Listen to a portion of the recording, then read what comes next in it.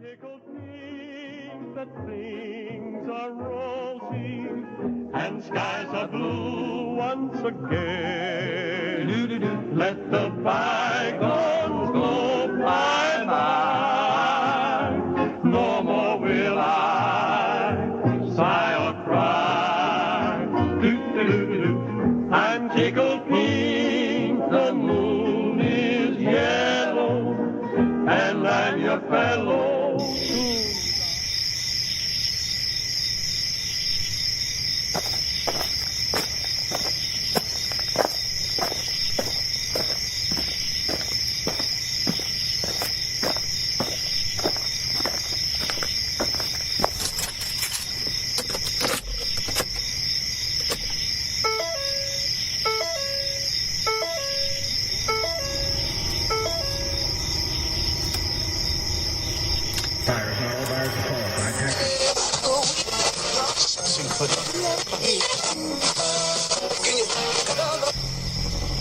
Message is being broadcast by the Department of Defense of the Republic.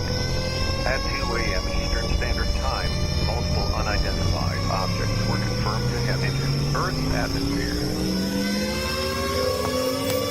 Discovery Houston, 20 seconds to LOS T-drift.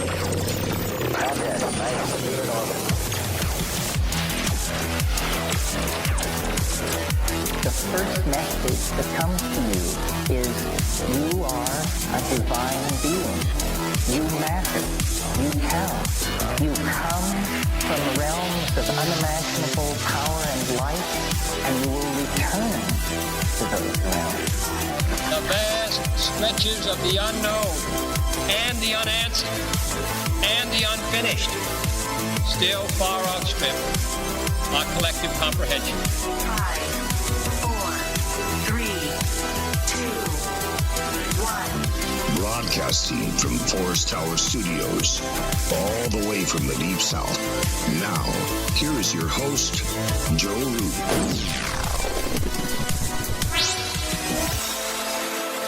Broadcasting from a shack on a very wet hill here in the mossy creek bottoms of Cane Creek, Arkansas. This is Lighting the Void. Once again, I'm your host, Joe Root. Welcome. It is Tuesday night, November the 26th, on into the 27th. Tonight is our new moon special with the one and only Mary Dusina. MaryDusina.com. That's spelled MaryDusina. MaryDusina.com for reference. That's the reference website tonight. Is our one and only witchy woman, psychic, shaman, astrologer, tarot reader, oracle reader, and one of the best people on the planet when it comes to helping out the world and consciousness and helping us move along. And she's going to give her a forecast and then take your calls tonight as usual. So we do this every new moon. When the moon wanes to its point of darkness and then we get ready to call in something new, we bring her on. And she also gives away, free readings all night long. And usually the phones kind of blow up. Some nights they don't, but other nights they blow up so much it breaks. So the call-in number, if you want to take part in that, is 1-800-588-0335. You can also call in at 501-424-5130. I want to thank Cynthia Sue Larson for coming out last night. That was a fantastic show. Fantastic show. It was such a good time talking to her. And if you want to catch that archive, you can catch it on any podcast player app, also at YouTube. I don't know what's going on with YouTube. A lot of people have been telling me, go check out your YouTube channel and see if it's still there. So, it's still there. I don't know if it's under fire again or threat, but whatever. Real quick, let's give out the sponsors to the program, right? So we got to thank the one and only GetTheTea.com. Go get the tea. Life Change Tea. The winter pack special right now is the best deal that's got going on. You got the Coral Sea, you got the Life Change Tea. And I do want to congratulate Jamie Gold. We're going to have to send you an email because you hadn't gotten to us, and that's okay. But we'll send you an email for winning all that you won last night. Now, also Ancient Life Oil, ancientlifeoil.com, the best CBD oil on the planet, and preparewithafriends.com, and our new partner and sponsor, Barbara Faith Charlton from Metaphorical Archaeology, which those commercials will be dropping soon as well. And if you've had any paranormal trauma, she will give you a session free, actually, at 214-995-3754. And then if you have any underlying stuff, well, you can go from there. Metaphorical Archaeology, that is the place to go. You can go to there on Facebook as well. So Mary is with us again. I don't even know, Mary, if we need to give you an introduction, but I also want to say real quick that we're doing something just a little bit different tonight, that Dan Lopez is going to be here with us just in case things get out of hand. I'm bringing Dan along to, as a security measure, because sometimes he can help us with, all of the crazy stuff. No, I'm just playing. I've always wanted to do a show with Mary and Dan, so that's what we're doing tonight. That's nice. What a nice compliment. Yeah. So welcome to the New Moon special, Dan. It's good to have you here. Thank you. I am humbled and honored to be exact. Thank you, Mary. Thank you for letting me on. I swear to God, it was truly an honor. My pleasure. My pleasure. I'd like to have now, is your sun sign, is your celestial sign fire? You have like a fiery energy to you, so you like Aries, Leo, or Sagittarius, Dan? If you want to disclose that, by the way. April 13th, 1963. Okay. Well, how nice. I've got two Mars-ruled Yang energies, and then I've got the Mars-Pluto doodah going on, being a Scorpio. So this should be a force to be reckoned with, this trio. So you're a Aries, Dan? I didn't know that. Is that Aries or is it? Yeah. You forget so easy, Joe. I forget everything, man. All right. So if you guys, she's going to do the forecast first, and if you want to call in, well, the phone lines are already starting to build in here, but we got to do the forecast first. Everybody wants to hear what's coming. And hey, that last month, Mary, when you gave us the date, right? Watch this date. Do you remember what date that was? The 24th. The 24th. I think it was. I immediately went through that little span between 24th, 25th. Thank you, Dan. Yeah, well, you were spot on with that one. Couldn't tell you. I'm pretty sure that was the Mars and Scorpio opposition, the Uranus and Taurus, which can be a whole basket full of egos, control dramas, dynamic bravado that really lights up a room. I mean, everything goes on that from 1 to 10 type of scale across mysticism and spirituality in general. It's just like you've got those that will grab and those that will give. And when you get those two planets coming at each other, the archetypal heroes, we got to ferret out who's the hero in the room and who's the betrayer. Who's the Judas, who's the one that really cares about championing the cause, which is very saggy. And we had just gone into our third fire sign out of the 12 in the Western Zodiac. We just slipped in to Sagittarius, and then we had that opposition. And we've got Venus changing signs into Capricorn as of this Monday.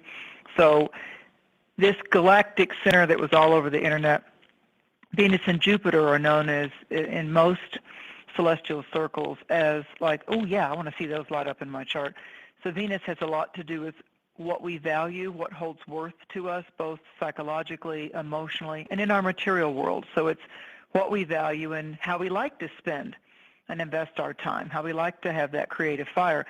So Sagittarius, of the three Yang fire signs, Aries, Leo, Sagittarius, has a lot to do, the character on some of the first MUFON UFO type of shows when we were first beginning to learn about the archives of Star Trek. Captain Kirk was the definitive Aries, to boldly go where no man had gone before, and he had his engineer, and Spock was the perfect Virgo, void of emotion, but yet so savvy, so smart. So what we've got going on right now is that Sagittarius and Venus, and coming into this new moon where the sun and moon marry or join the best of their forces at the silence of the new moon, they're coming together. We've had this Sagittarius blossoming. So it really did, after kind of a tumultuous Halloween Samhain, things started, as we got past like the 5th, 6th of November, it was just like, what in the heck was that hurricane force I just went through over, that time frame? So we had to kind of contend with anger, and we had to contend with control issues and some fear base as we came into November. And then we started having this Sagittarius, come on baby, light my fire. So it's sensual and it's passionate, but more importantly, it's a creativity and intuitive spark in our soul. So I've dubbed this the best week of 2019, that once we got past that little sand spur, on our heel of November the 24th, then the energies there was like this frequency vibrato that was creating some kind of both simultaneously. I felt psychically the symphony of our soul. It's like, in my life right now, I'm going to declare and affirm that this is what brings me joy, and this is what my open-eyed meditation, or the big part of me and my medicine of self-worth and healing and my goals and my desires. It's time for me. It's like we had to find that balance from mid to coming into this aspect of the third week of November. And it's perfectly fitting when Jupiter, once only every 12 years, goes around the zodiac, and this year hit that sweet spot in the galactic center, the center point, and you can study all this on the internet. I'm not wasting the time on it because we have callers. But when Jupiter and Venus joined at the center point of our Milky Way, our particular galaxy, there was kind of like when people feel good when they go to Sedona and they go to the different vortex points, the different vortex. Some are magnetic, some are electrical, some are electromagnetic, and it's like you become a tuning fork when you go to some of these rock formations. That's what's going on right now. It's like Taos and Santa Fe and Mount Shasta and everything that's got to do with the mystical west and northwest is coming in no matter where we're located on the planet. I mean, it's just that kind of, wow, what was that? That was some kind of healing mojo medicine for me. Yeah. And that's what's going on right now. That's what's going on right now.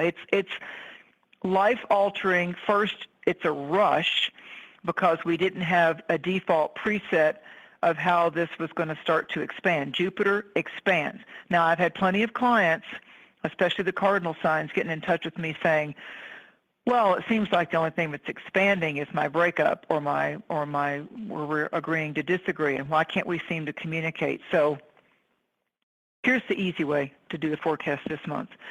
You look at your zodiac sign, Sagittarius, our third fire sign. What celestial agent did the ancients deem to rule that sign? Well, that's by Jove, Jupiter, or Zeus in mythology, the hotshot deity that could transform and shapeshift and had total liberation and freedom and the respect of the other Greek and Roman deities.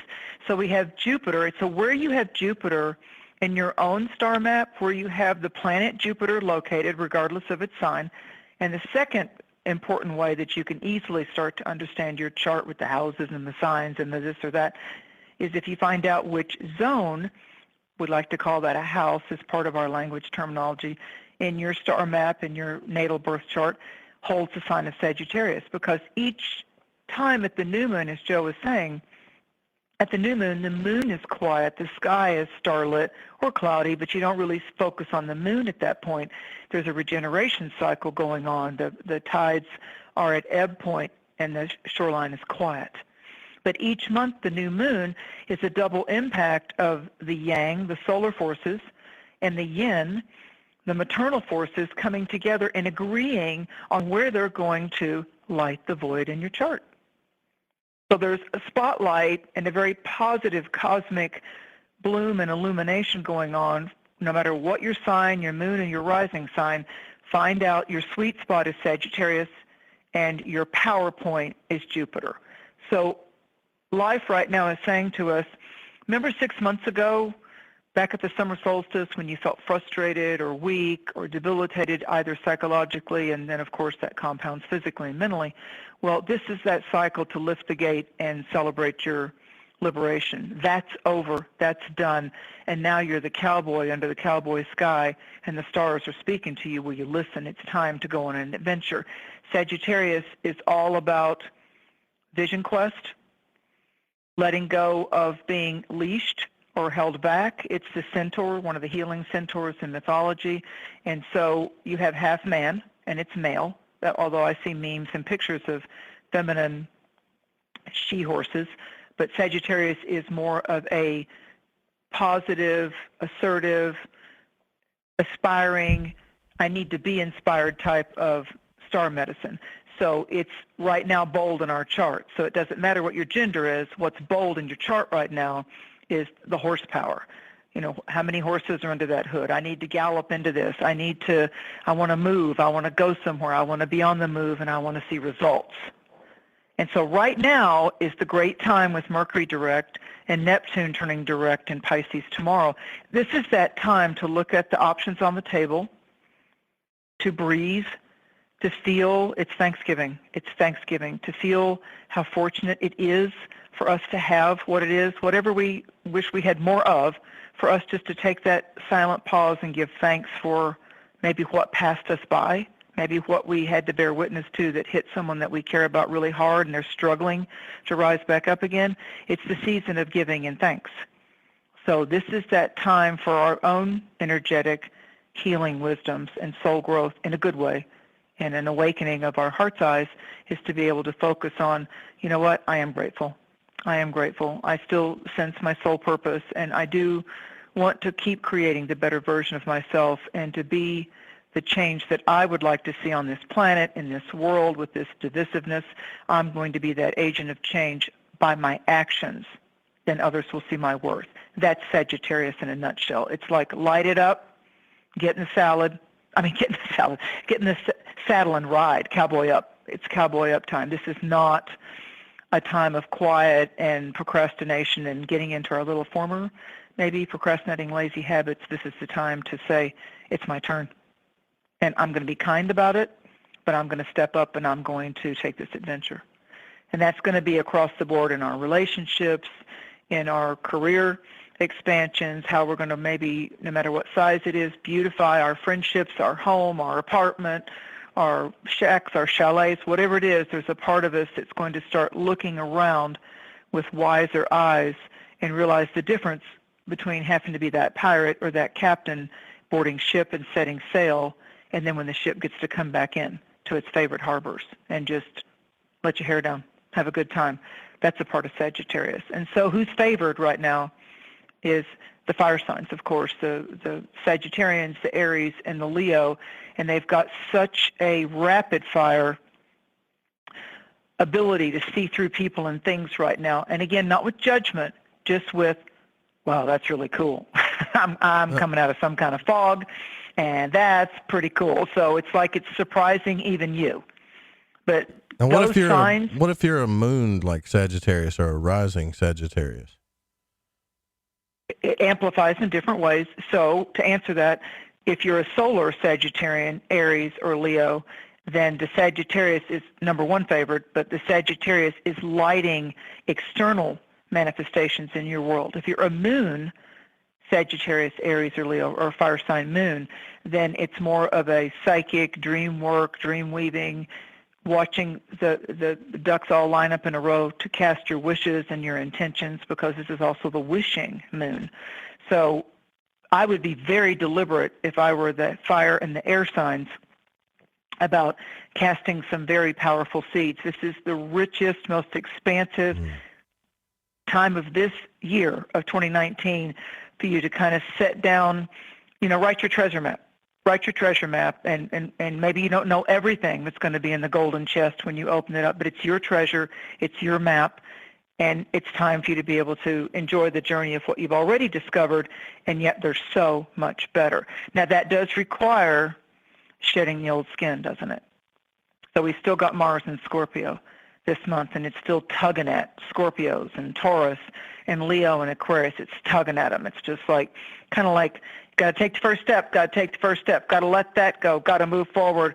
Why are you thinking about that? Why are you doing that? So for Scorpios right now, which is ruled by Pluto, and where you all have Scorpio in your own chart, because everybody has the sign Scorpio around their wheel of life. So the Mars in Scorpio right now, Mars stirs things up. It rules the sign of Aries.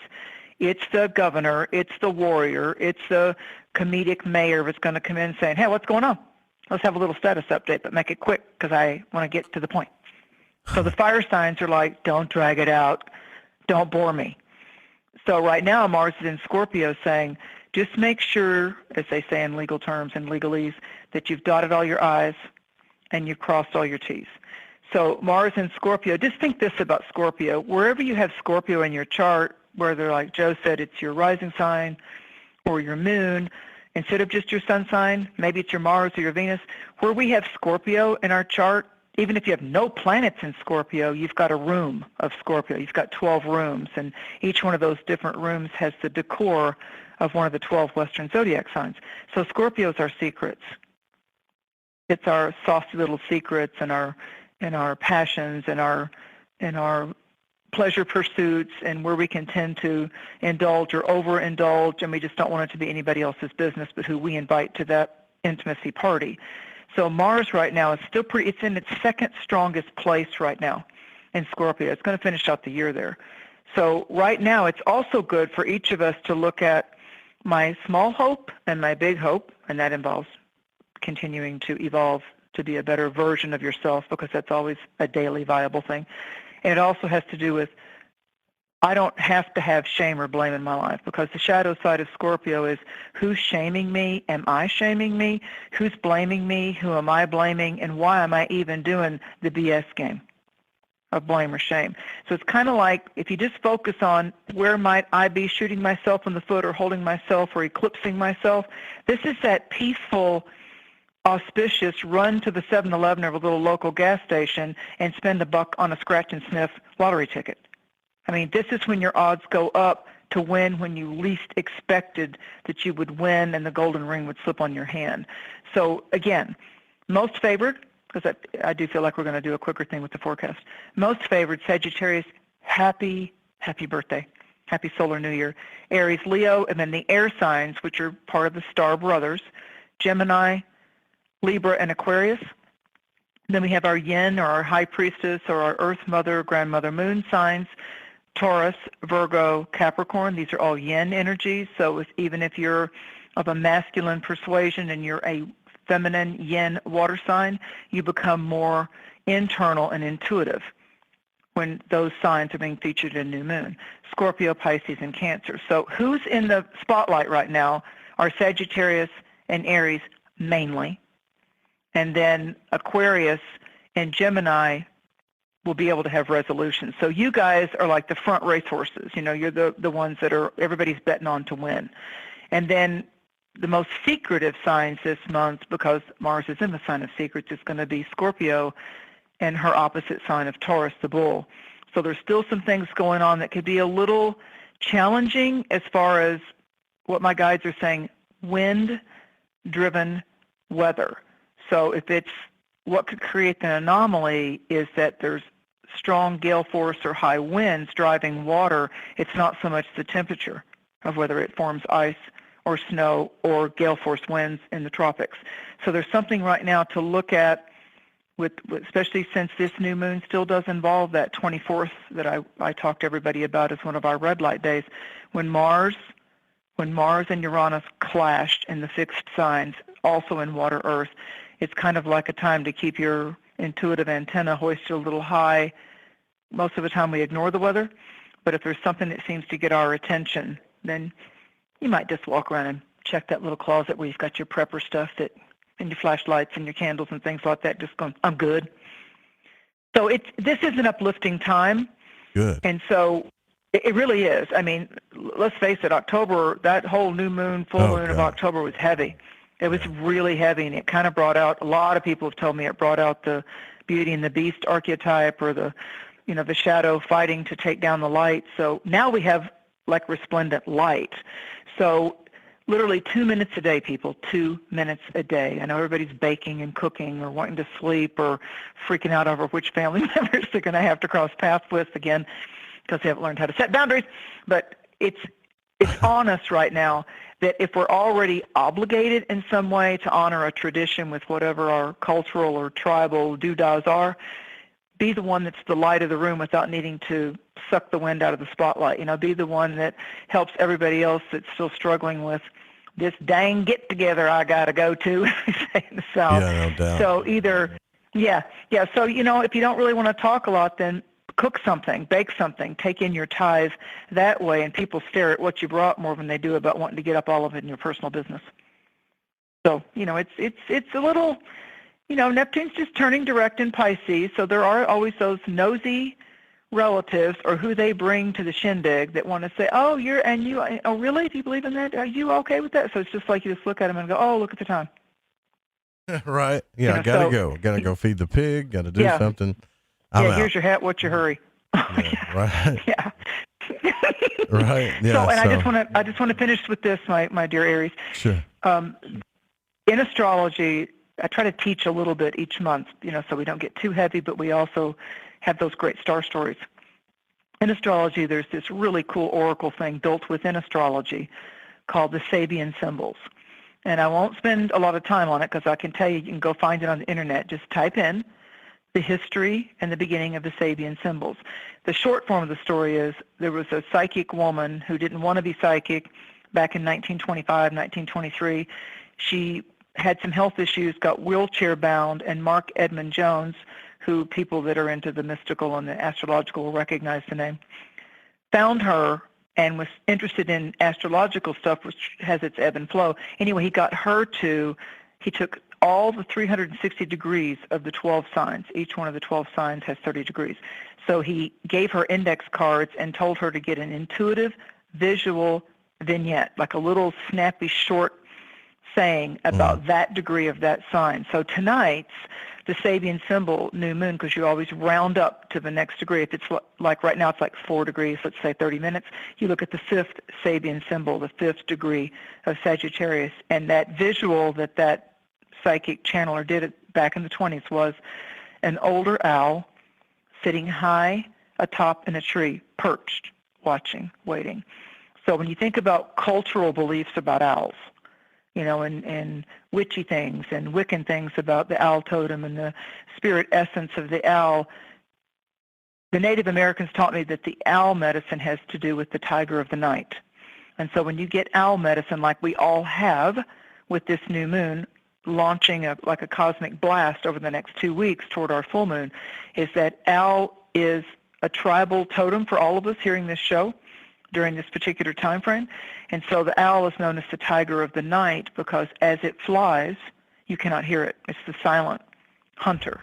And the owl's eyes and senses are so genetically created that they have great sense of any type of movement, like a bat has sonar.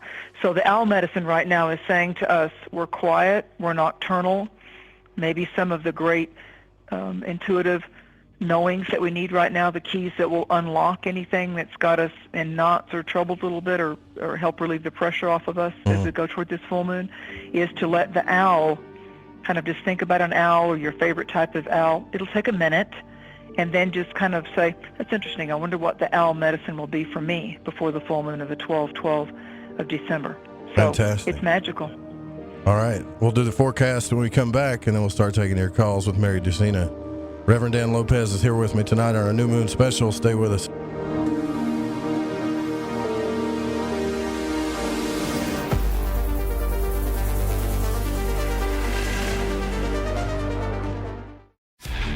This is Corbin, son of the one and only Joe Roop, and you're listening to The Fringe FM. You know, stress is at an all-time high, and all of us could use a little bit of stress relief. That's why I want to talk to you about Soothe. Now, this is an app you can download on your phone. They have a massage therapist that arrives with a massage table, sheets, lotion, oils, and music, and you're in charge. You can book in seconds and schedule at 8 a.m. to midnight massage 7 days a week, anytime it's available. There's a 60-minute arrival period. A vetted background-checked massage therapist will come to you in as little as an hour. All of the therapists are vetted by industry veterans that ensure a compassionate, healing touch. So maybe you're a little stressed and you need to feel spoiled. Well, there's no better way to do that than relax at your own home and not have to deal with the outside world with Soothe. Right now, you can get $10 off your first massage by putting in the code word FRINGE10 at checkout. That's www.soothe.com, or download the Soothe app and put in the code word FRINGE10. I think by now we can get the information. I love magic, and on Lighting the Void, each and every week, you will get to hear shows about magic, mysticism, and many other subjects that stretch your mind and imagination. So when I got my mind on the magic and the magic on my mind, I listened to Lighting the Void on the Fringe FM. It's magic. May the gods look with favor upon you. You're wondering what we're going to do to you, aren't you? My name is Jake. I'm from Billings, Montana, and I am a Void Walker. Hey, Joe Roop. Thanks for lighting the void. This is Janine in the bluegrass of Kentucky, and I am a void walker. What's up, guys? This is Damien from San Marcos, Texas, and I'm a void walker. I listen to the show to keep myself aligned with the world. Hi, this is Laura, aka Laura Lavender. I'm from Las Vegas, and I listen to Lighting the Void because it helps me understand some of the strangest experiences I've had. So thanks for all that you do and for always being there for us, Joe.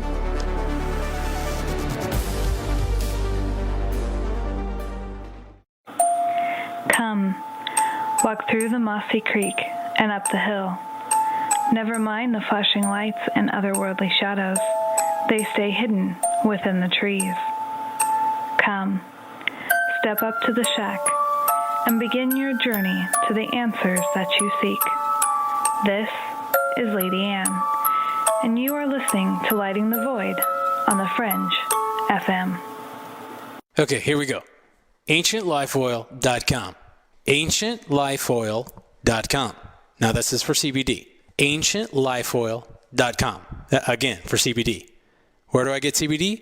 AncientLifeOil.com. It's pretty good stuff. Organic, non-GMO. We are the Ferrari of CBDs. AncientLifeOil.com. You know, they say when you mention a person's name 3 times when you first meet, that you're going to remember.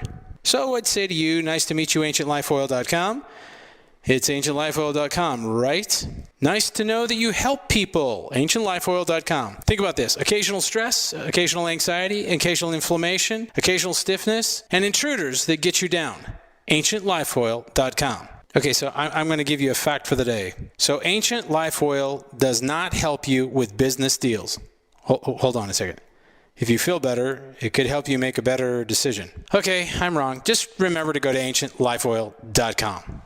Alright everyone, this is Justin from the UK. Excuse the chitty. If you're into the Fringe and you want to hear the brass tacks, me old China plate, Joe Roop and his guests on Lighting the Void will open your mince pies. You need to shut your north and south and use your 10-speed gears and listen to them bubble. You could hear a Barry Crocker, no Brussels, but he ain't no holy friar. Anyway, you beat a Barnaby Rudge and take a butcher's.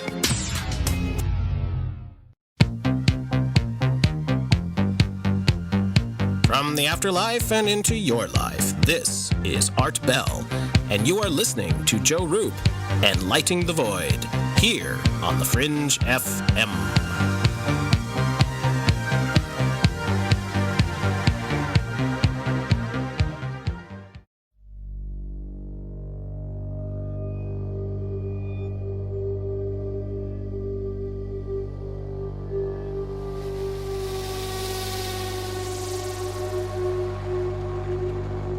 Listening to Lighting the Void. The call-in number is 1-800-588-0335.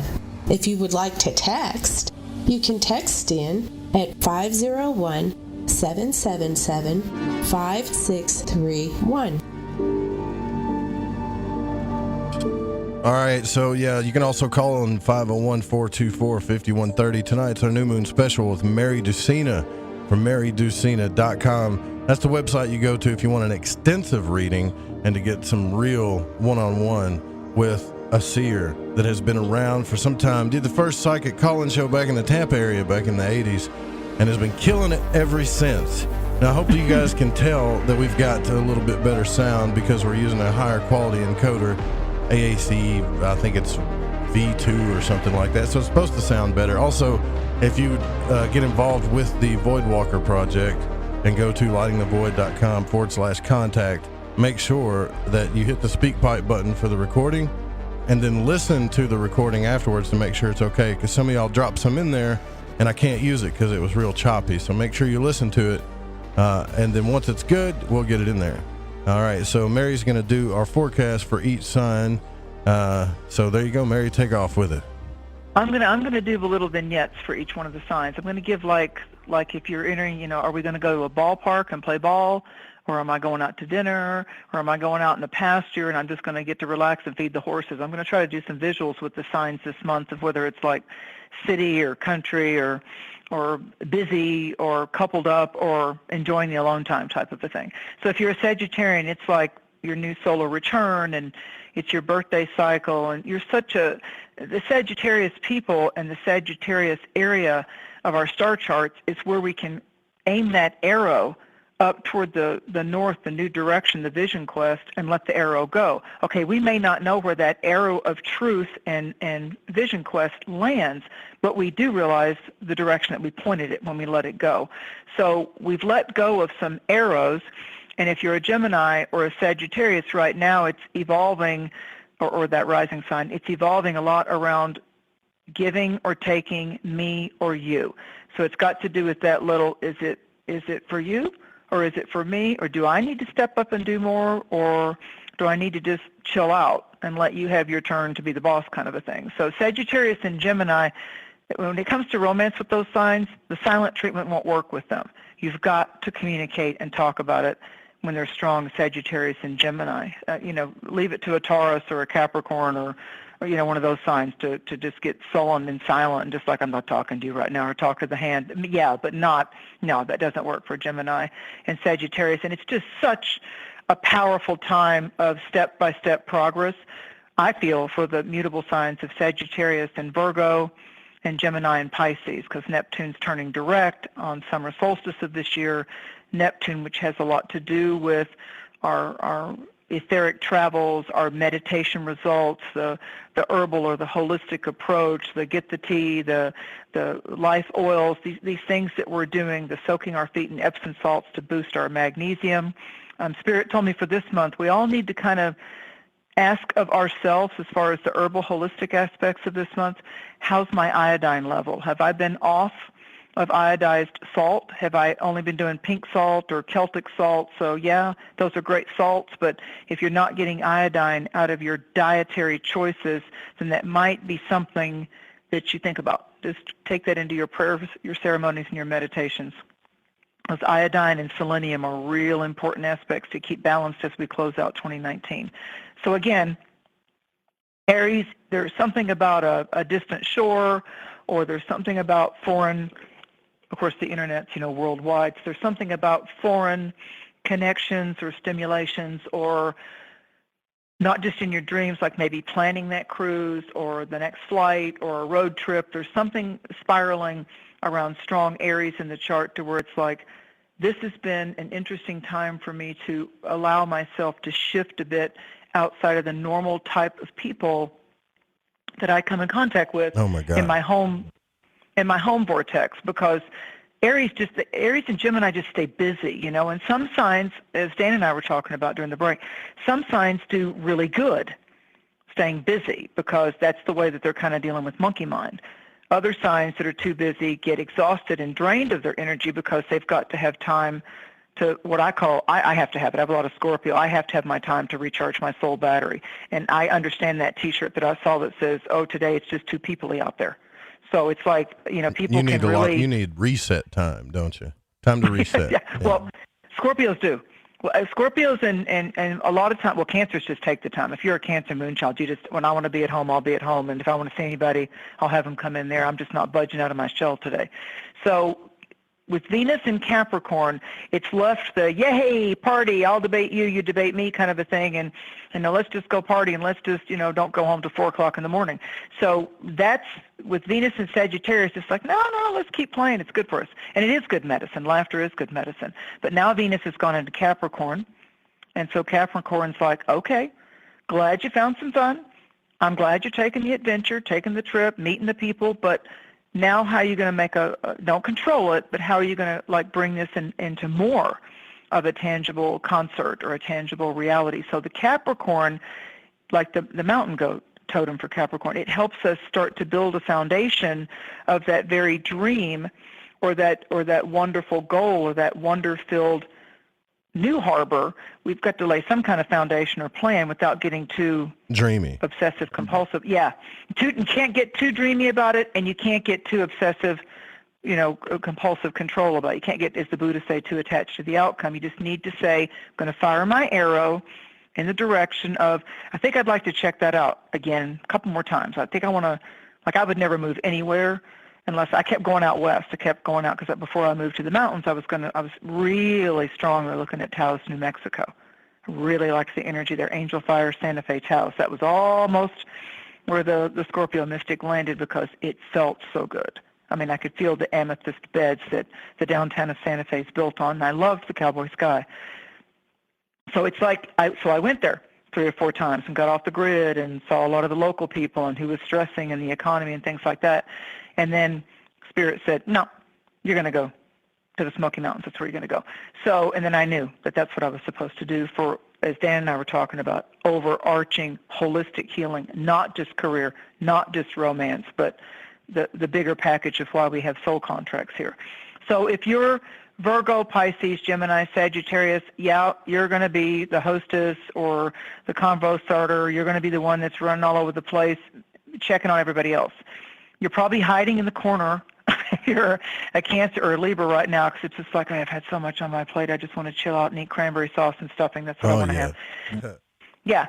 So what's happening is it's like the planets truly are giving us, like we hope to get from a job or school when we would have our 2-week or 10-day, whatever it was, Thanksgiving, Christmas holiday. It's like the planets right now, even though there's some little bumpy, places in the road, it's a pothole you can avoid really, because there's so much good stuff going on with the fire element right now that it's like, just don't focus on what's been a hassle. Just be present now. Be here now. Be aware of the gift of the present. It's a blank canvas. It's a blank canvas. It's a new moon, and you're the artist.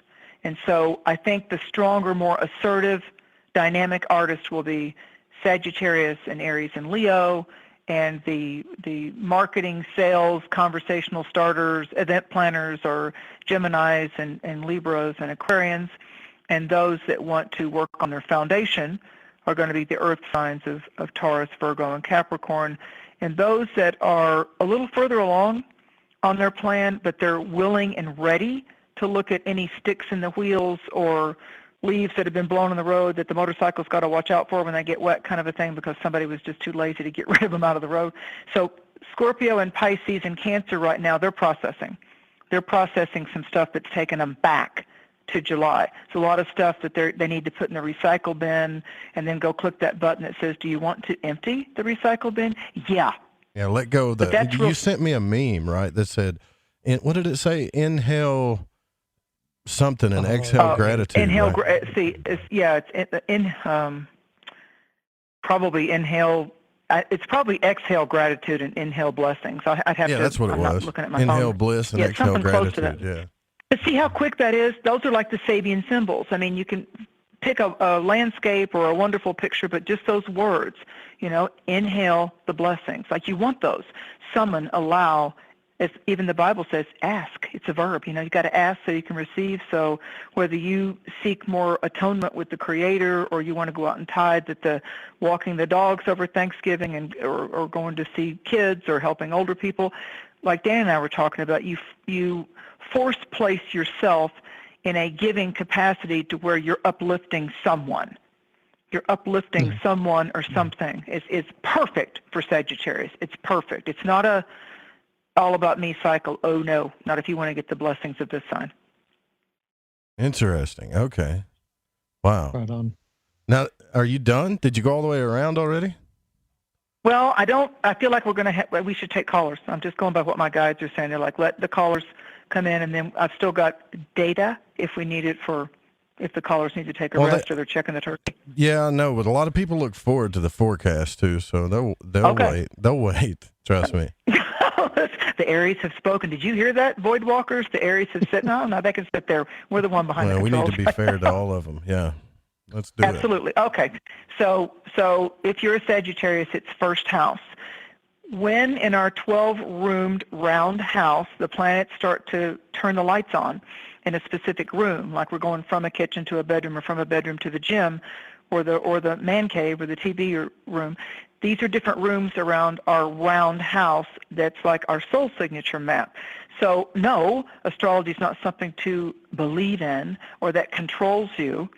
That's a choice that humanoids and egos make. Astrology is saying to you, hey, it's up to you, but here's what's lit up. Here's what's favored for you this month. Of course you can ignore it, or you can jump on it if you want to. You don't have to have any expectations. Just trying to let you know that there's a green light over here. So if you're a Sagittarius, the green light is, what are you wanting to begin? Don't get compulsive about finishing or knowing every detail about it. But when there's a new moon in your sign and the sun and the moon say, we're getting along, where do you want us, where do you want us, everything's really good over here. And Jupiter rules Sagittarius, so it's all very expansive. That's the dominant kiss right now from the stars. So for Sagittarius, the cosmic kiss and the accelerant is going to be for them to really be okay with, instead of wanting to satisfy their family, tribe, or everybody around them, and often being that black sheep when it comes to tribe family, Spirit is saying, hey, Sagittarius, it's okay to do some self-care and allowing some expansive, nice, uplifting things for you too. So it's important for Sagittarius to understand their worth, to accept their value, and that it's okay, so we don't build resentments, to also buy a little something for ourselves or allow ourselves a little indulgence that we normally don't do because we're paying this or we're paying that. So for Sagittarius right now, it's like, take your day, make your moment, and allow the pleasure, allow that upliftment. If you're in Aries, it's ninth house. And ninth house, what I really see expanding, Jupiter's expansion, Sagittarius is optimistic. With Aries right now, or Aries moon or rising, is that it's just like there's this soft, plush blanket that Spirit's giving you, saying, now you just stay nice and cozy. And isn't that soft? Isn't that nice? Now watch these powerful, soul-blasting visions we're going to give you. And it's just like they're sitting there going, whoa, okay, I really like this. This is really intriguing. It's been a really long time, but how much time do I get to process this? Can I handle this? Is this real, or am I dreaming it? So with Aries, its ninth house has to do with you getting like really powerful, like in the moment, viable presence with your guides, your guardian angel, your own intuitive antenna is just like vibrating to all the way into Yule, winter solstice. So Aries, you might even, if you've got strong Aries in your chart, I'd say what the stars are lighting up for you is that legal-sized notepad or that voice recorder app on your phone, to where you're beginning to kind of somehow journal or write down what Spirit's answering you or saying to you. And I've got two Aries as hosts here, so they can tell me what they think about this when I get done. But it's like Spirit is reaching for you now, not just Aries reaching out for their spirit guides or their message or their answer to the questions. Spirit's touching you now. What do you want it to favor and touch in your life? Be okay with doing a silent ritual or ceremony with that. And then Leo, the other fire sign segment, I want to do them in element segments because fire is most favored right now. Leo, it's about how you can creatively teach or guide younger people around you, like perfect at family gatherings if there's nieces and nephews or cousins and things like that. But it's like Leos right now can learn from the all-knowing eyes of an infant. I mean, they're very close to what, no matter what you believe. Babies are really close to wherever we come in from a lot of times. Okay, so they've got like this wisdom in their eyes. It's like when you get around a dog. A dog has a different kind of comfort than a cat or a bird might, and I've owned them all. But babies look at you like, I know you, and I know that you can see that I know you, and it's just kind of like, oh, alrighty then. So it's like there's some kind of master level that you're looking at, whether you like to hang around infants or not. So I would say younger people for Leos, it's like that shifts each month for each sign, but there's such a artistic, musical, dance, let your hair down, have a good time. No, you don't have to be drunk or high on prescription pills to do so. So with Leo right now, it's about them having a strong, jovial, intuitive ability to help other people also feel the light in the room. Air signs. If you're a Gemini, and this may be, look at it as intrigue, Gemini. Just look at it as intrigue. If you're a Gemini, the focus until we get to winter solstice or Yule, December 21st, is that you need to be focused. It's the west direction on the medicine wheel, so it's all about significant others. Your time is in late May and June. This time is the balance to that, where you need to be focused on, am I doing okay in my partnerships at work or in my personal life? Am I taking enough time with my kids? Am I kind of like just letting them be willy-nilly out there and thank God they're taking care of themselves and their needs because I'm busy over here? So if you're a Gemini, I'd be double-checking on who I consider to be the main important people in my life. If you're a Libra, it's time to market. It's time to come to the point. It's time to write that career, work, business plan, or perspectives to where you can validate why it's valuable for people to seek your services or be enhanced by what you've learned, what you've trained yourself in, and how you do that. So if you're a Libra, especially if you're in the healing arts, I see a nice, the picture I get is like a really calm, beautiful day at the beach, and the breezes are nice. It's a nautical, nice tone to it, and there's no excessive heat, and it's just perfect. So it's almost like maybe Libras are going to take a vacation in the tropics, I don't know, but for Libras right now, it's about get that point to where you're drawing people into your little piece of paradise and how you can bless or enhance their life with what you know or what you do.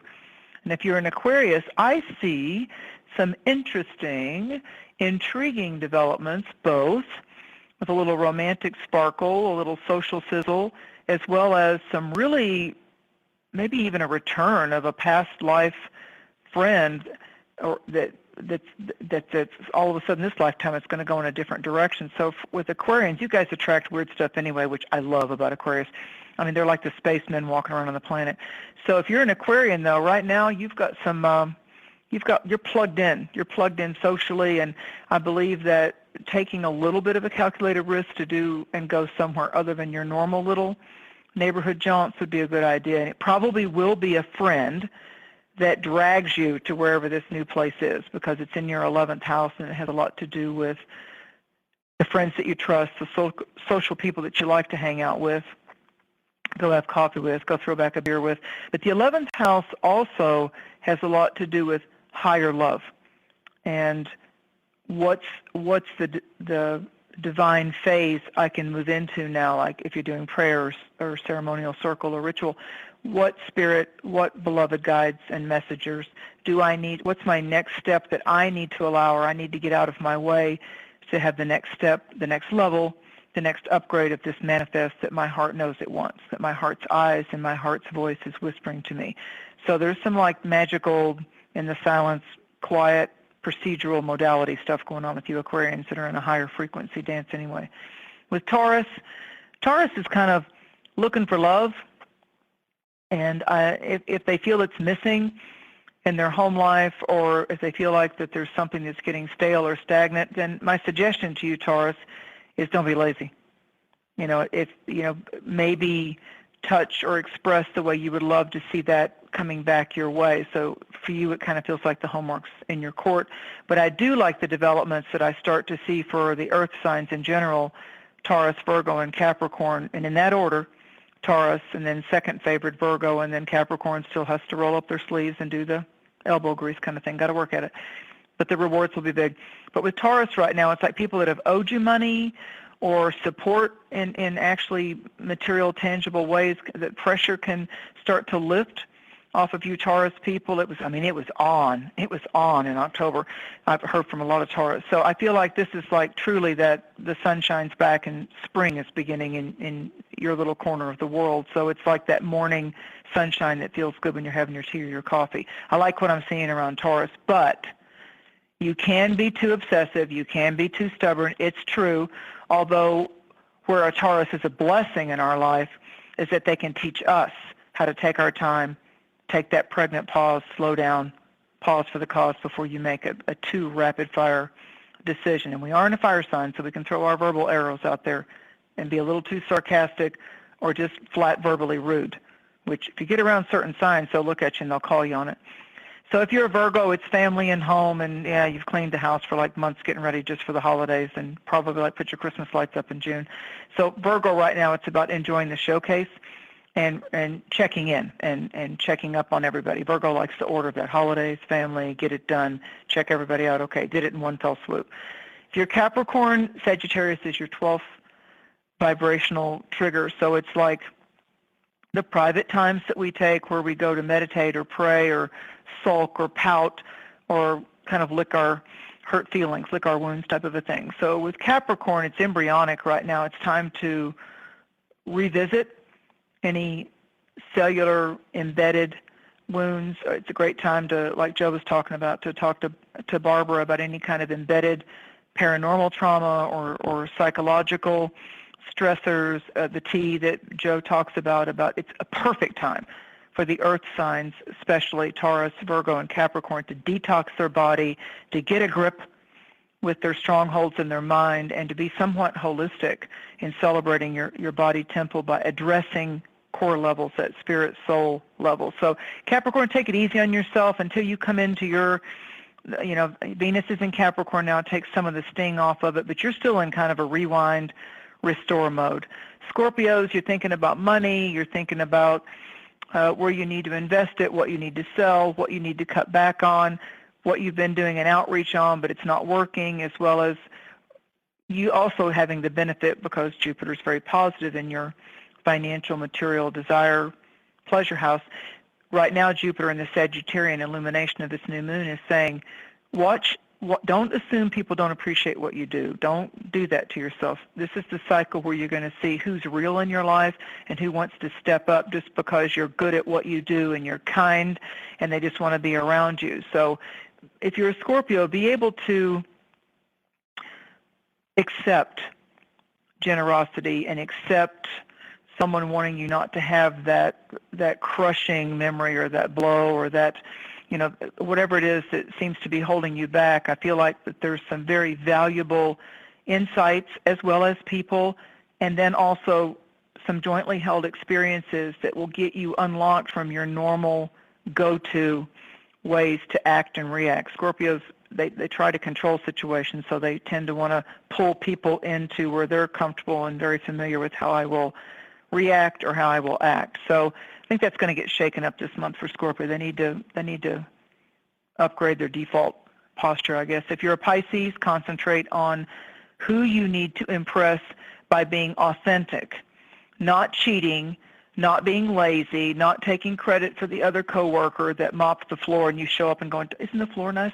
So no, Pisces, that doesn't work. So as a Pisces, you always have to learn about setting boundaries in time to where you don't get taken advantage of. But shadow Pisces are very good at assuming whatever role or mask they have to adorn or whatever role that they need to play in order to solicit somebody else's generosity or their creative skill sets and then make it look like it's their idea. So Pisces right now, this is a karmic cycle. This is what we call karmic kismet, when the stars align in a very favorable way.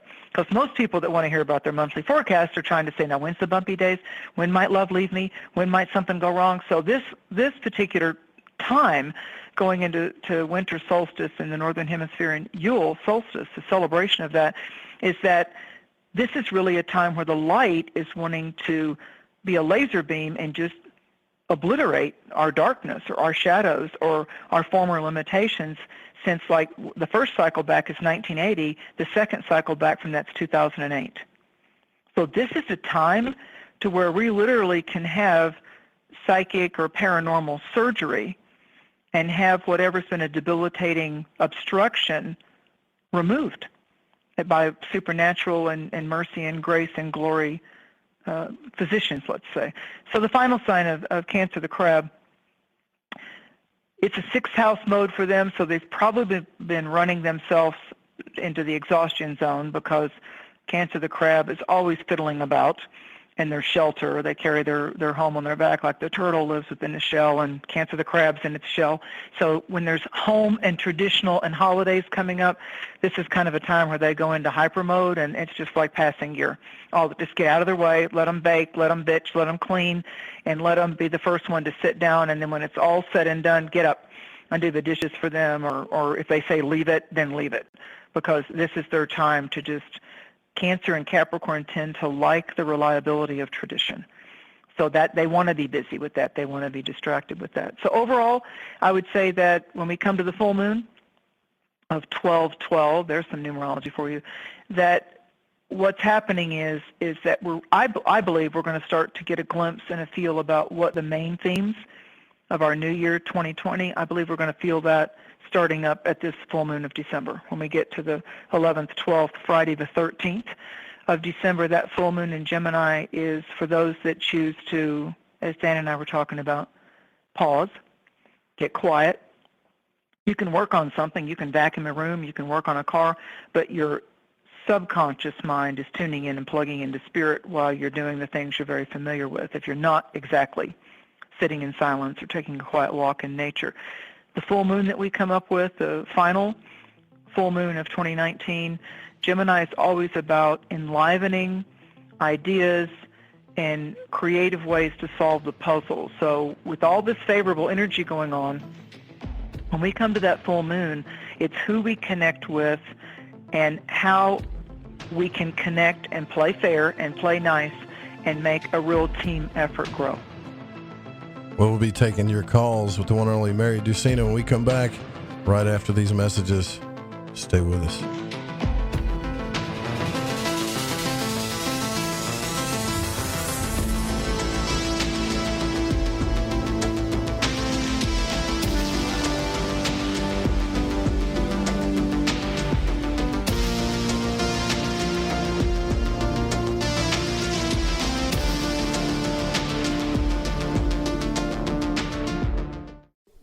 This portion of the show is being brought to you by Ed's new and improved chocolate chip cookies. Cookies just like the ones Grandma would have made if only she had 23 types of preservatives and 37 wholesome artificial flavors. I'm Clyde Lewis. You are listening to The Fringe FM. I'm Ryan Gable, and I want to remind you to keep your radio, phone, tablet, or computer tuned to The Fringe FM.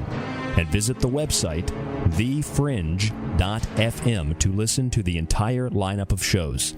You can also catch my broadcast, The Secret Teachings, Monday through Friday, beginning at 12 a.m. midnight U.S. Pacific Time, right here on The Fringe FM.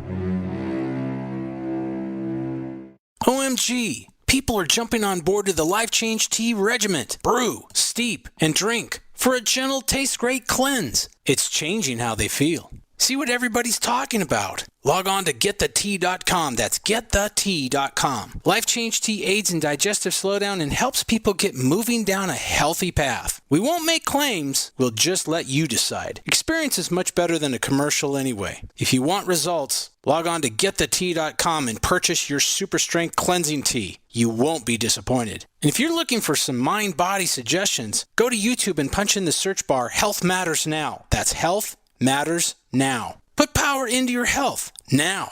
So, getthetea.com. That's getthetea.com for super strength tea. And YouTube, Health Matters Now. That's Health Matters Now for valuable suggestions. Getthetea.com. The tea that makes you go. This is Reverend John M. Polk. Please visit me at johnpolkmedia.com and visit my show, Quantum Hologram Matrix, 5 p.m. Pacific, 8 p.m. Eastern, every Tuesday on thefringe.fm.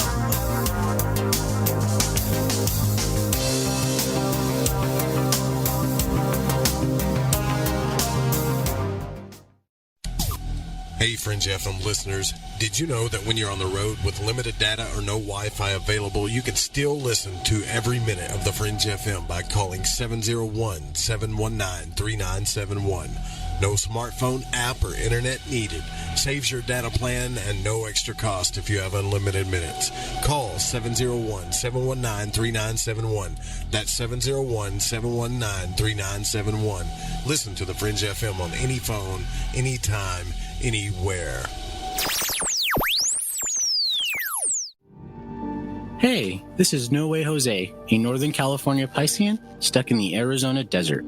I'm a void walker, and I got the shoes to prove it. So what do I do when my soul yearns to delve deep into the realm of the unknown? I aim my satellite straight into the night sky and catch a smooth ride on the KTLK-DB radio waves. I tune into Lighting the Void with Joe Root on the Fringe FM. Joe, Lighting the Void is the best show on the planet.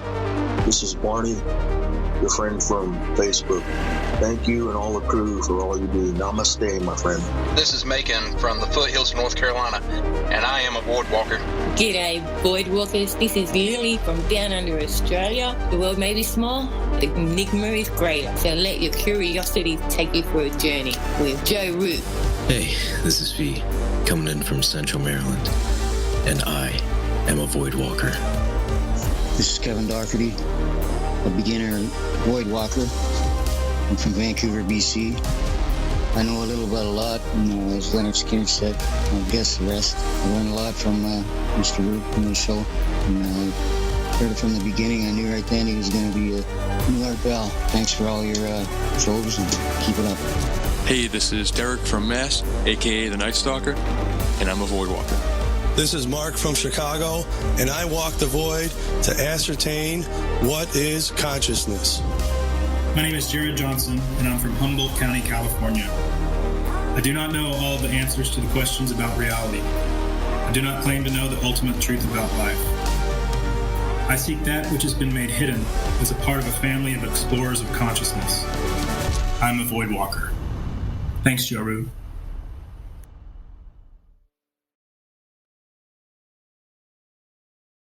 Hey, is that a new music app? Yeah, check it out. Surfer Music Discovery. It links to thousands of online stations, but the twist is you see the song names and artists that are now playing live. That's different. No guessing. Looks like a waterfall of music. So many formats. Rock, oldies, country, R&B, jazz, and a whole lot more. How's that spelled? Surfer. S-U-R-F-R. Is it expensive? It's free. No need to sign up or sign in. Get the Surfer Music app free from Google Play or the App Store. From the Kingdom of Arkansas, you are listening to Joe Roop and Lighting the Void here on the Fringe FM.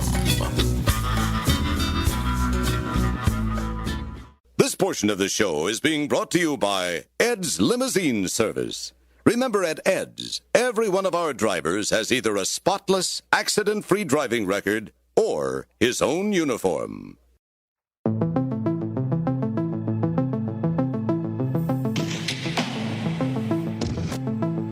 To call Joe, pick up the phone, dial 1-800-588-0335, toll free from the United States or Canada.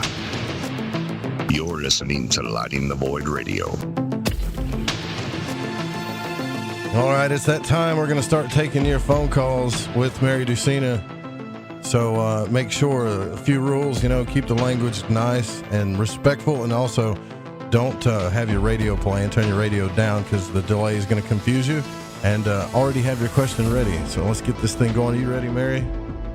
I am. All right, let's get this thing going right now. It looks like 636 area code. You're on the air with Mary Dusina. Who are we speaking with?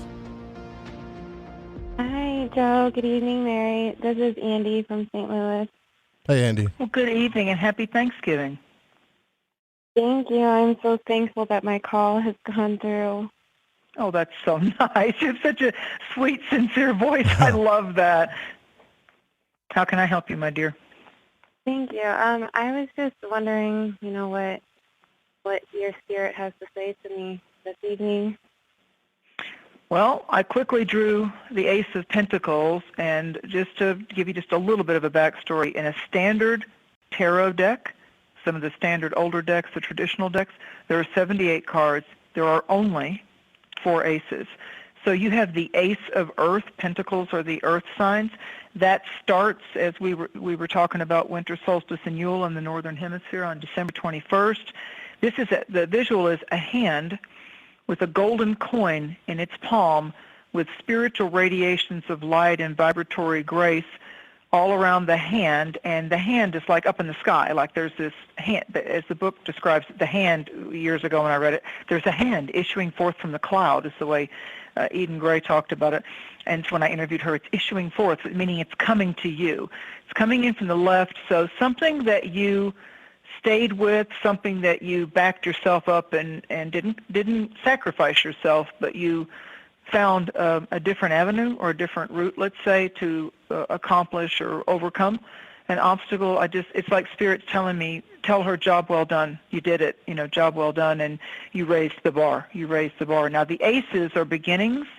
This is the manna from heaven. The Ace of Pentacles and the Ace of Cups are, the Ace of Diamonds is Pentacles, and the Ace of Cups are hearts. That's the communion cup. This is, and I can't tell you where it is, but it's consider the lilies of the field, how they toil not, how they want not. So you're coming into a season of karmic payoff blessings is the bottom line of what Spirit wants you to know. It's your formula the new ingredient, the adjustment you did overall on your whole continence of how you put it in your head and how you were acting, reacting, you did some kind of like turn the mirror around and really take a hard, cold, and get back to the warmth look, and Spirit saying, job well done. So here comes the payoff. That really is. So you did it. It was hard, but you did it. Yeah, yes, ma'am, yeah. That really makes a lot of sense. It really resonates with me. I've been working through a lot of, personal issues, and I've been actually using tarot a lot, and the Ace of Pentacles came up several times today, and a couple different readings I did, so that's really amazing. Thank you so much. Well, that's a nice confirmation to hear. Like Joe's guest last night was talking about the mandala effect. It's like boom, all of a sudden, like you did them today. Several times the Ace of Pentacles has come up. What are the chances? I'm over here in Tennessee, and you're where you are, and my deck flips that card. So that's Earth element. It's diamonds. Even do something as simple as go over to YouTube and play Rihanna's song "Shine Bright Like a Diamond." Just do that while you're washing the dishes or whatever, because it's diamonds, and it's or the old album by Paul Simon, Graceland, diamonds on the soles of her shoes.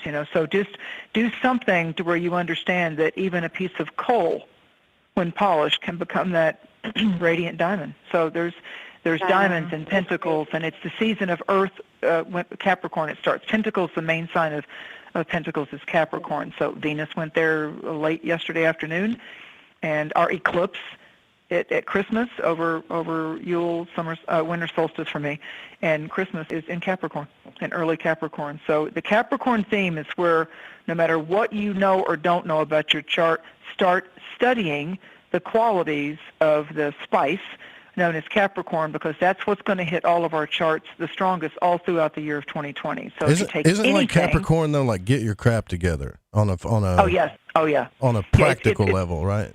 So absolutely, because it's governed, if you will, over by Saturn, which is Chronos, the Lord of time and authenticity, and like, oh, shut up, just get on with it, just do it. It's like the old Nike commercial, just do it. So it's practical adherence to the plan. It's like roll up the sleeves. It's like, let's do this. You want to decorate the house? Let's do this. So it's like at some point you got to put your first foot forward and make it happen. So, but Capricorn's solid gains, Andy, solid gains. Where people say, I want to touch it, see it, smell it. So good for you, girl. Happy Thanksgiving. Yeah, thank you for your call. All right, let's go to line 2. Line 3. Line 2 is open now, and well, never mind. Somebody's on line 2, so the phone lines are full. Let's see, 608 area code. You are on the air with Mary Dusina. Who are we speaking with? Hi, Joe. This is Doug. And hi, Mary. Hi, Dan. Happy Thanksgiving. How you doing? Hello. Happy Thanksgiving to you guys, too.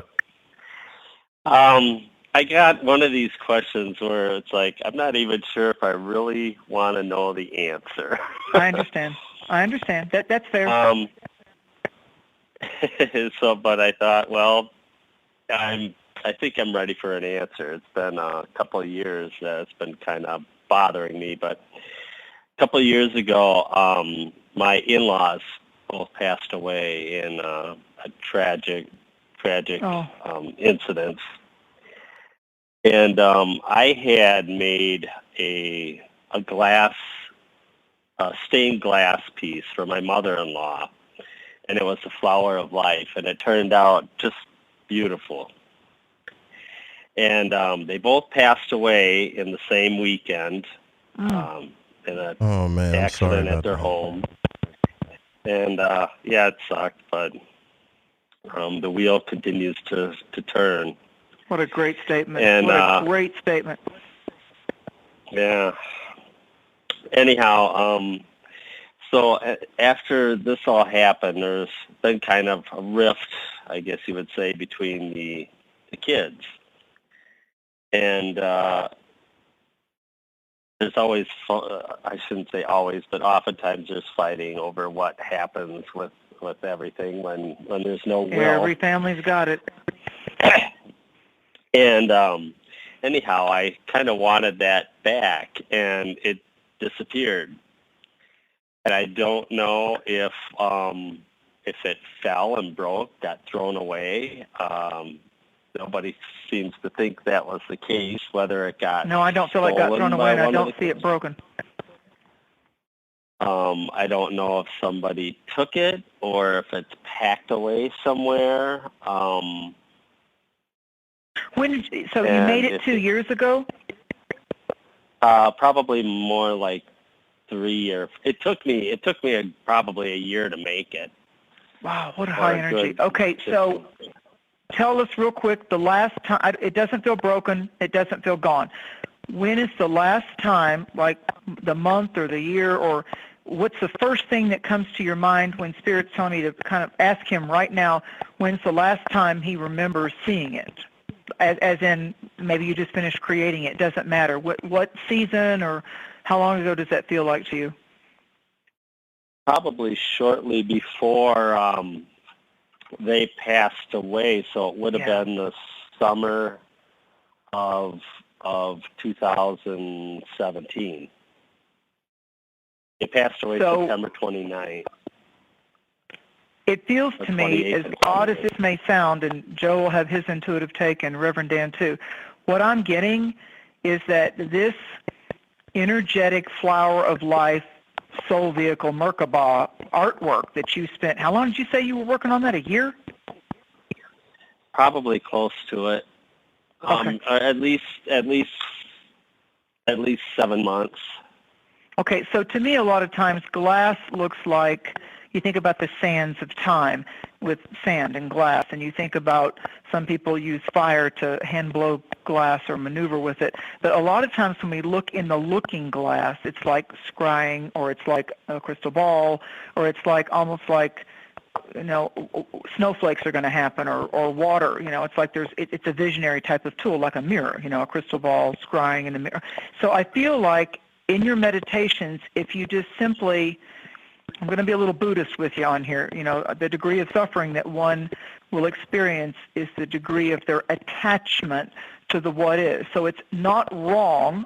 There's nothing wrong with you speaking to this artwork that you had a compelling, intuitive desire, a fuel of faith to create, okay? Because you said it was before their passing.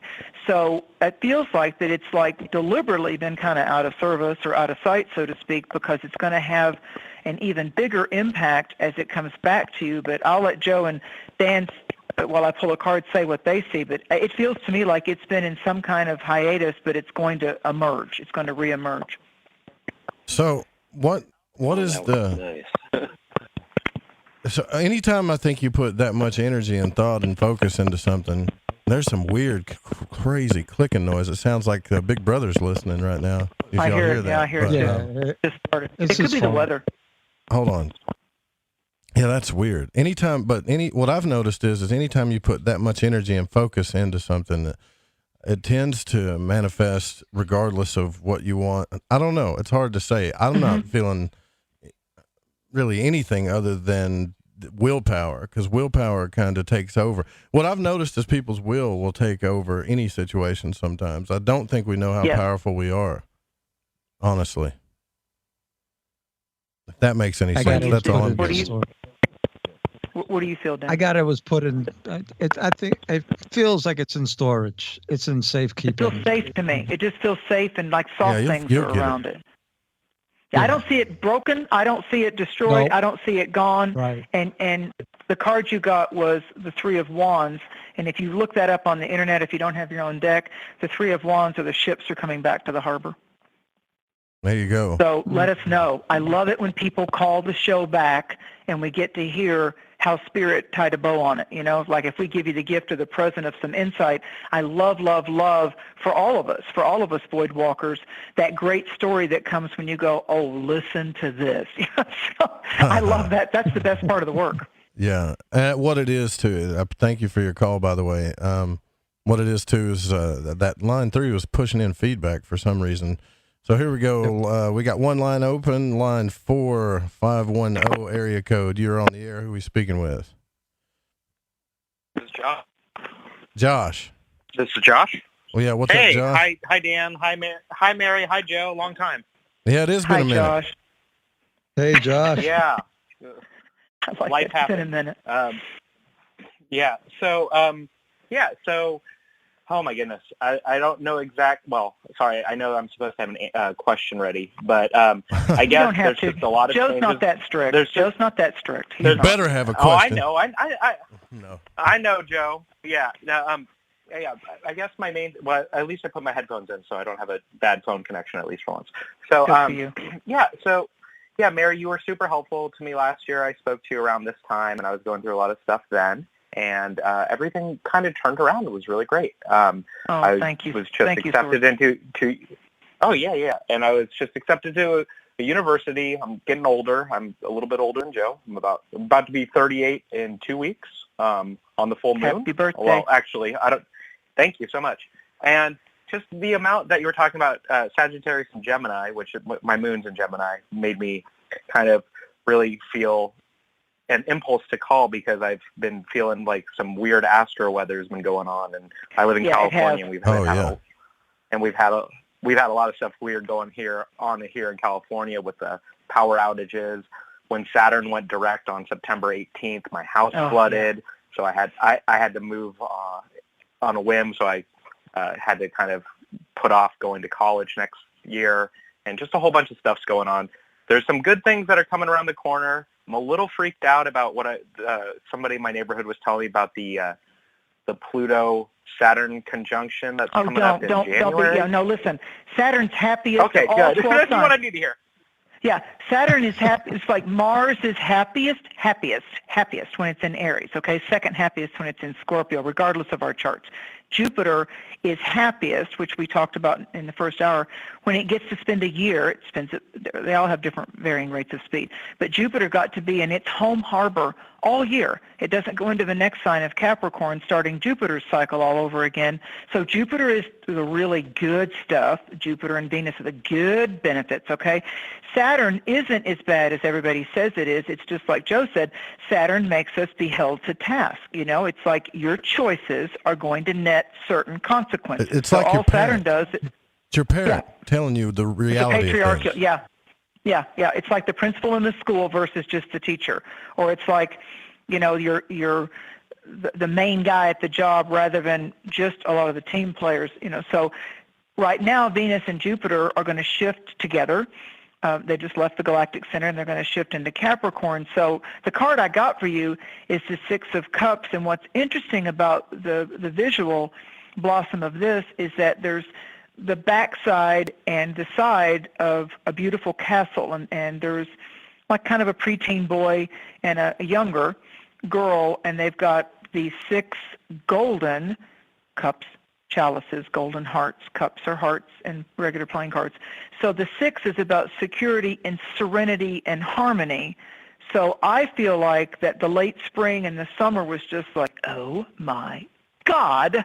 And then I feel like what now is like the older male, the yang, the more experienced frequency is gifting. All of us have animas, we have male-female frequencies running through us. So the yang, or the male overarching angel, is handing to the tender, innocent lamb child, no matter what our age, we still have that dynamic of the inner child and the parent, and it's handing a golden chalice with white purity flowers, star flowers, coming out of the chalice, and she's just kind of like at wonder, like if a philanthropist gave alms to the needy type of a thing. And it's so safe and so secure. The guard that's walking around with the spear, he's got his back to the kids because he's busy going to do the front part of the castle because everything's cool in the castle courtyard. So there's something about to be your home is your castle, or my secret garden. This is where there is no stress. I'm totally taken care of, and the crows and the crow's nest on the pirate ship and the guards watching out everything. And you can just let your hair down and say, wow, I dodged a bullet and I survived a storm. And you're not done here. Well, so that's why even though high tides hit us, it doesn't take us. We may have an injury, we may have an accident, we may have an illness to go over a few months, or a real shocking take us to the edge of death. Been there 3 times already. Yeah. So it's like we may Well, go you're to the Scorpio, edge of the death. Of course you've been there probably more times than anybody. Oh yeah, I don't recommend it. I don't recommend it as a way for spirit to slap you silly with some sense. But you definitely get your attention. But I feel like with you that it's like you were in a cocoon stage, and now you're going to be able to let your wings dry. Does that analogy help make sense? Yeah, I think I was too cozy, and I think that there, like what you're saying about your home is your castle. So since my house flooded in September, I had to move, and I'm getting this card. I'm looking at the card right now. It's really a good portent for me actually at this point because my girlfriend's coming back to the U.S. Nice. She's been gone for about two years, and wow. Yeah, and I moved into this house, and it's creaky. There's been, it feels a little haunted-y. There's some rodent problems and things like that, and I've just been really apprehensive about it. But I'm stuck in a year lease, and I just had some friends up here, and they're like, you need to settle in. You need to make your home your castle. So yeah, you've got to put your energy signature in it. I can already hear though your energy is more upbeat than usual. Like I feel like you're excited right now though. Are you excited? Well, I maybe it's the high after the low. I mean, I've been down. I've been really down. So I think I'm getting back, and I think actually just speaking to you guys right now has just helped me infinitely. Oh, thank you for that. Oh, that's so important to us. Yeah. Well, Thank you for everything, Mary. I mean, you guys are, Dan also, and Joe, of course. You guys really are helpers. You're really great folks, and I really appreciate it. And I think may I suggest something to you real quick on an inexpensive rodent thing? Of like at the big box stores, I won't plug the store, but they have 100% peppermint oil. Get your like a little dollar store type of squirt bottle and get some pure peppermint oil. And mix it with some water and squirt like the little areas where you think the rodents, like they hate peppermint oil. They hate it, and it's not toxic. So Mary, I just restocked. That's actually funny. I just ordered some more, and I have a diffuser with the last of my peppermint oil running right now. And guess what? It's been the only thing that's got the chittering away. So you're right on the money. Wait a minute. Glory. Thank you so much. Glory. Thank you, Josh. And thanks for that draw. That draw was really helpful. So we should, not even just me though, we all shouldn't really be tripping about this Jupiter Pluto conjunction in January. No, absolutely no. January 12th. Capricorn helps us finally summon Saturn, the discipline, Pluto, the transformation, that we really, our heart and our soul know, like you said about I was getting too stagnant or comfy in my home zone. Everything of Earth is temporal. So Saturn and Capricorn are the foundation. We need to build and just check in on the foundation of our beliefs. Like Sag is about, are you still real cool with all your beliefs right now? Is there something you could upgrade on? And Capricorn's like, okay, now implement. Now allow plant the plants you want in your garden. Weed and feed. I mean, Capricorn said actual due diligence to say, I'm worth it. I deserve it, but I'm going to do the work. I will work to manifest this because I now know it's really what's going to make me happy as spirit walking this earth for a while. I want those people, that place. I want to, and like your friends told you, go ahead and stylize your home. Get a $5, $6 little bag of white sage or sweetgrass. Start in the east and crack a window and sage and bless your home, or buy $6 frankincense oil. And go through your house and do like the priests do with the thurible, just you can get the frankincense rocks, very inexpensive, and burn it on charcoal and just walk around the house and cleanse it with that highly antiseptic oil, which is what frankincense is. So just go in there and actually doing the ritual isn't that you're chasing any demonic spirits out. Doing the ritual is like the dog peeing going, all right, my pee is going to go on top of your pee now because I'm alpha dog. It's kind of like that, it's like you're establishing that for a year, I'm on probation with this within my heart and my mind. My girlfriend's coming back, yay! But for a year, I'm going to love this place because it's an integral part of my journey. Yeah, and I think, I'll wrap it up. I just wanted to say that I think it was really interesting because I've done all of those blessing kind of things but I think the one thing that this has taught me more than anything else is you can do all the blessings and all of those things, but you also got to put in the work. And I think that that was the whole Saturnian thing is, it was the shake up. Yeah, do the work. Work on this plane too. Fantastic. Right. Thank you, Josh. Appreciate it. Happy Thanksgiving. Thank you for too, brother. Bye-bye. Great call. We'll be right back.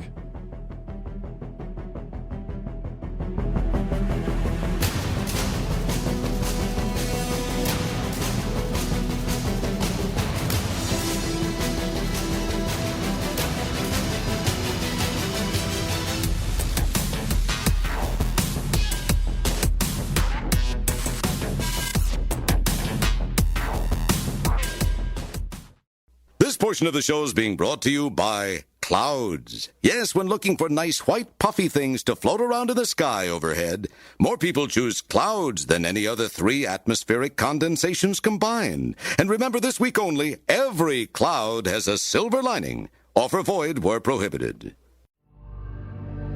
Thanks for listening to this broadcast. Need another late night fix? You can tune in every weeknight to Lighting the Void with Joe Roop on The Fringe FM.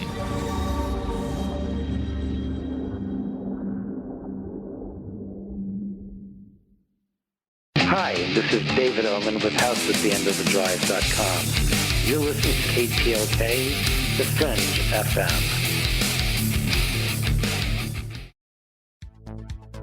I like to listen to Lighting the Void because of the guests, the content, and the host, Joe Roop. He's smart, he's intelligent, and he seems to ask the questions that we all have on our mind. We're all searching for the truth, and Joe helps us get closer to it. I love this show. I love this show. I love this show. Lighting the Void. What's up, Joe? Hey, man, I just wanted to say your show, dude, keeps getting better and better and better. I love Lighting the Void and The Fringe FM. Hey, this check is wrong. I worked a holiday and 7 hours of overtime. Not getting paid correctly is a real pain. It could also hurt our boss if our company provides out-of-compliance checks. That's right, construction companies doing business with the government can get fined, or officials of the companies can go to jail if the checks aren't right. It's a law. The Davis-Bacon Act has 30 compliance issues for every check, but there is an easy way for construction companies to be in compliance. EMARS offers Compliant Client, a web-based system that finds and corrects all 30 of the possible out-of-compliance check issues. Users of Compliant Client report an 80% savings in time and money. Running a weekly payroll usually takes about 5 minutes. All 15,000 plus clients of EMARS have never had a legal compliance issue. Plus, they sleep better on check day. Contact EMARS at emarsinc.com or call 480-595-0466. Hi, this is Aaron Hunter, host of Real Paranormal Activity, the podcast where we tell real paranormal experiences of people from around the world. And we also conduct interviews with authors, investigators, psychics, and mediums. Real people, real stories, real fear. Thursdays at 6 p.m. Pacific, 9 p.m. Eastern on The Fringe FM. See you then. The Fringe FM isn't just a radio station. We also provide services for all your audio production needs. If you're interested in live radio or pre-recorded podcasts, we're here to help. We even do audio enhancements and voiceovers if needed. If you want to do a podcast or live radio show and even want the option to syndicate on terrestrial radio, from simple audio file enhancement to live production and call screening, we have you covered. We have worked with some of the best professionals in the business in order to provide coaching instruction for content creation, show structure, and more. Contact The Fringe Digital Media for more at info@thefringe.fm. That's info@thefringe.fm. Or call 501-777-5631 for a consultation.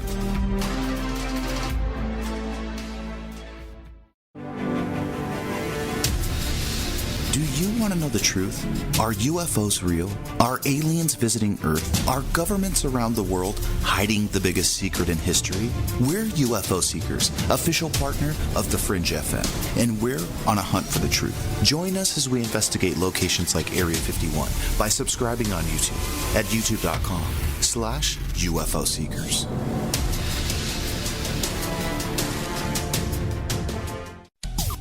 Hey, Fringe FM listeners. Did you know that when you're on the road with limited data or no Wi-Fi available, you can still listen to every minute of the Fringe FM by calling 701-719-3971. No smartphone app or internet needed. Saves your data plan and no extra cost if you have unlimited minutes. Call 701-719-3971. That's 701-719-3971. Listen to The Fringe FM on any phone, anytime, anywhere. Hello, this is Vance Nesbitt. Take the time to expand your mind by listening to Lighting the Void with Joe Roop right here on The Fringe FM. Alex X. Hi, I'm Alex Exum, and you're listening to The Fringe FM. Good evening. This is Art Bell, and you are listening to The Fringe FM. This portion of the show is being brought to you by Ed's Day-Old Florists, featuring a fine selection of slightly used flowers. Ed's, when you care enough to send the very cheapest.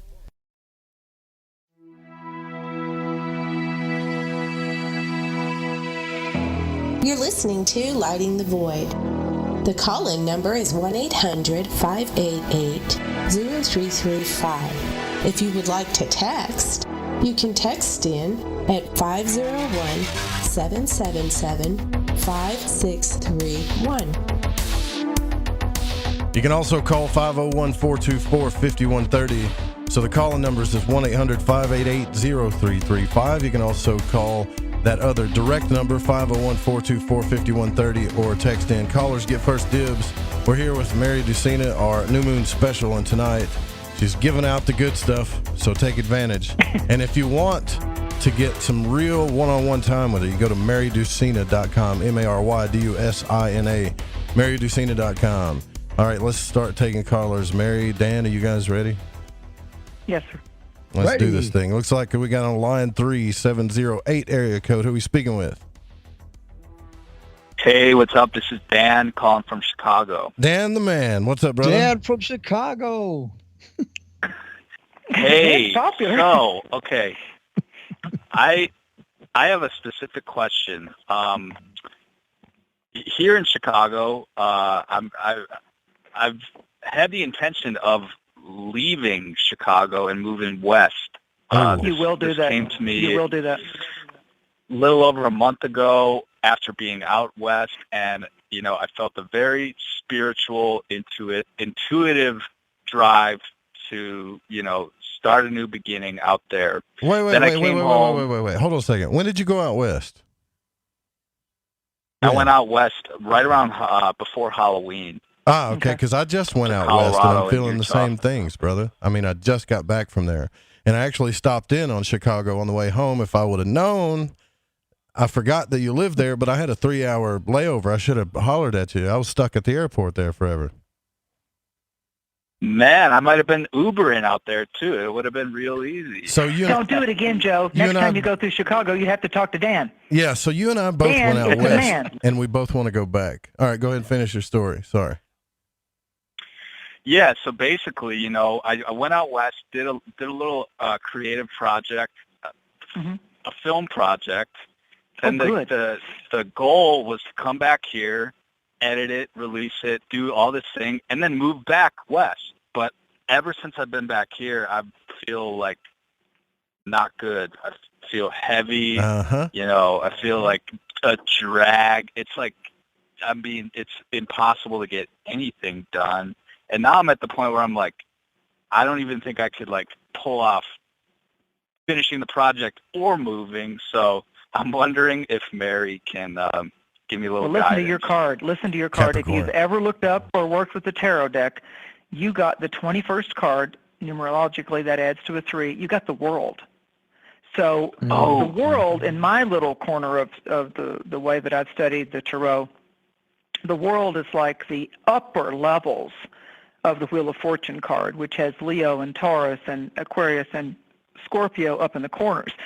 The World is a hermaphrodite levitating in the center of a halo, but it's turned vertical rather than horizontal. And what most people miss in one of the very first or traditional Rider-Waite tarot decks is this hermaphrodite has a violet long silky scarf, but it forms the mystical 3 around the actual humanoid figure. And so what it is this symbology is this creature, this male-female anima animus, holding 2 manifestation wands, has allowed surrender to the great I am, the all that is, creator. Thank you. I am your instrument. Play me. I am your instrument. I'm ready to play on a bigger scale. I'm ready to do the vision quest. I'm ready to level up and participate. We've been talking about Capricorn, applying ourselves.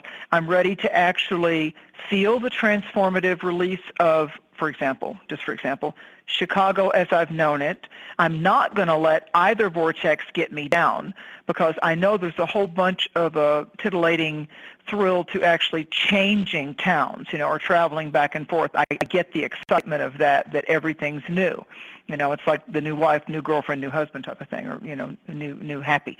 So what this is saying is that there is a big expansion around you. It is otherworldly as well as worldly, and it's like the stars that you are, like the star that you are, the spirit essence that you are.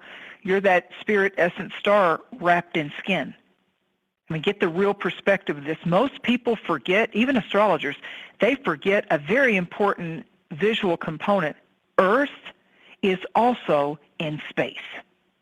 We get so wrapped up in the physicality and the tactile of nature and earth and computers and phones and driving a car and Ubering and getting on a plane that we forget we are space beings on a planet.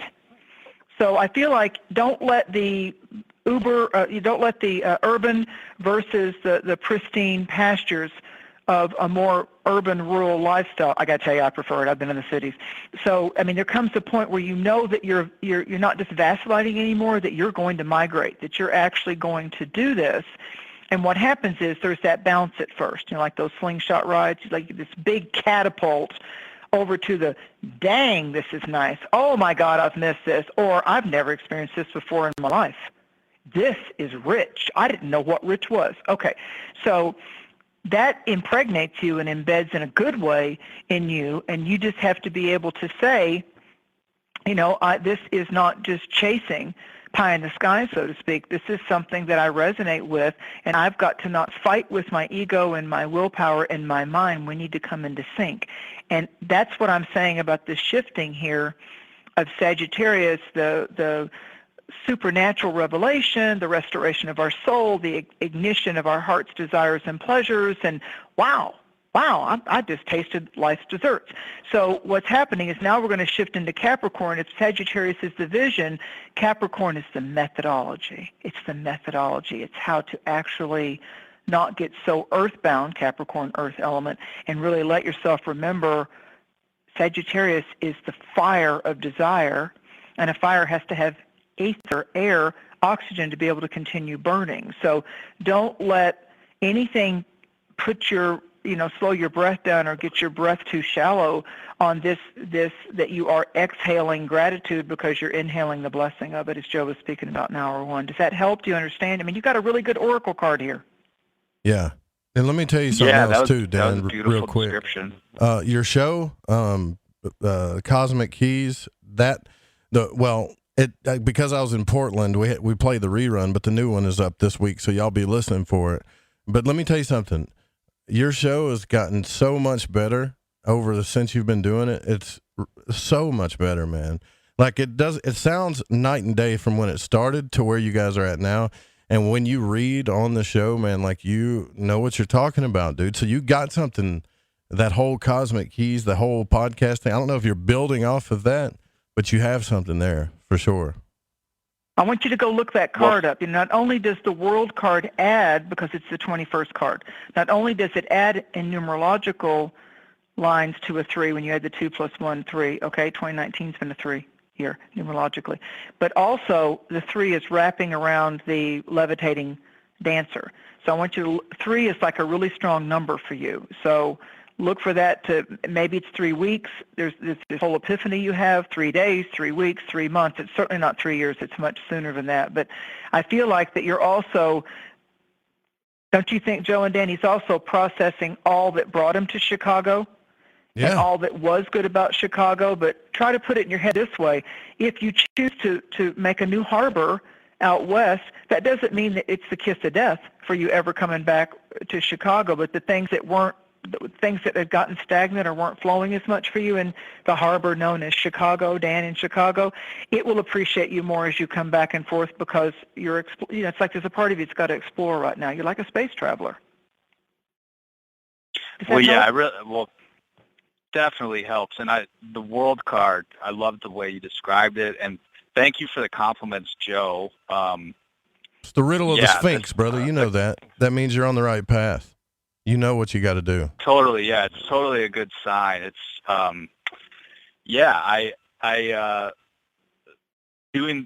talking about these things keeps me alive for sure. But, everything in between, since I've been home, it's just been like a total drag. And I think it was the Mercury retrograde thing too. But absolutely. And what you want to do now is focus, as I was saying at the beginning of the show, the fire signs are like the actual match that lights the candle, and it's like Jupiter's happy in fire. So what if it's going into early Capricorn? My God, it started hitting the galactic center like November 3rd. So people keep talking about it, like, the 21st and 22nd November, Jupiter and Venus. Well, if you do the astronomy of it, it was happening like really strong around the 7th and 8th of November, not just the astrology, but the actual star cosmology of it. So it's showing you, all right, look at this, and it sounds like you're savvy with the astrology and all, Dan. Look at where's your Jupiter, and you don't have to tell us, but where your Jupiter is and where the Sagittarius house is, the zone, the room in your chart, and that's what's being lit up right now. And I want you to visualize yourself coming into the wonderful inner house, inner multidimensional aspects of you. You're entering within the sacred inner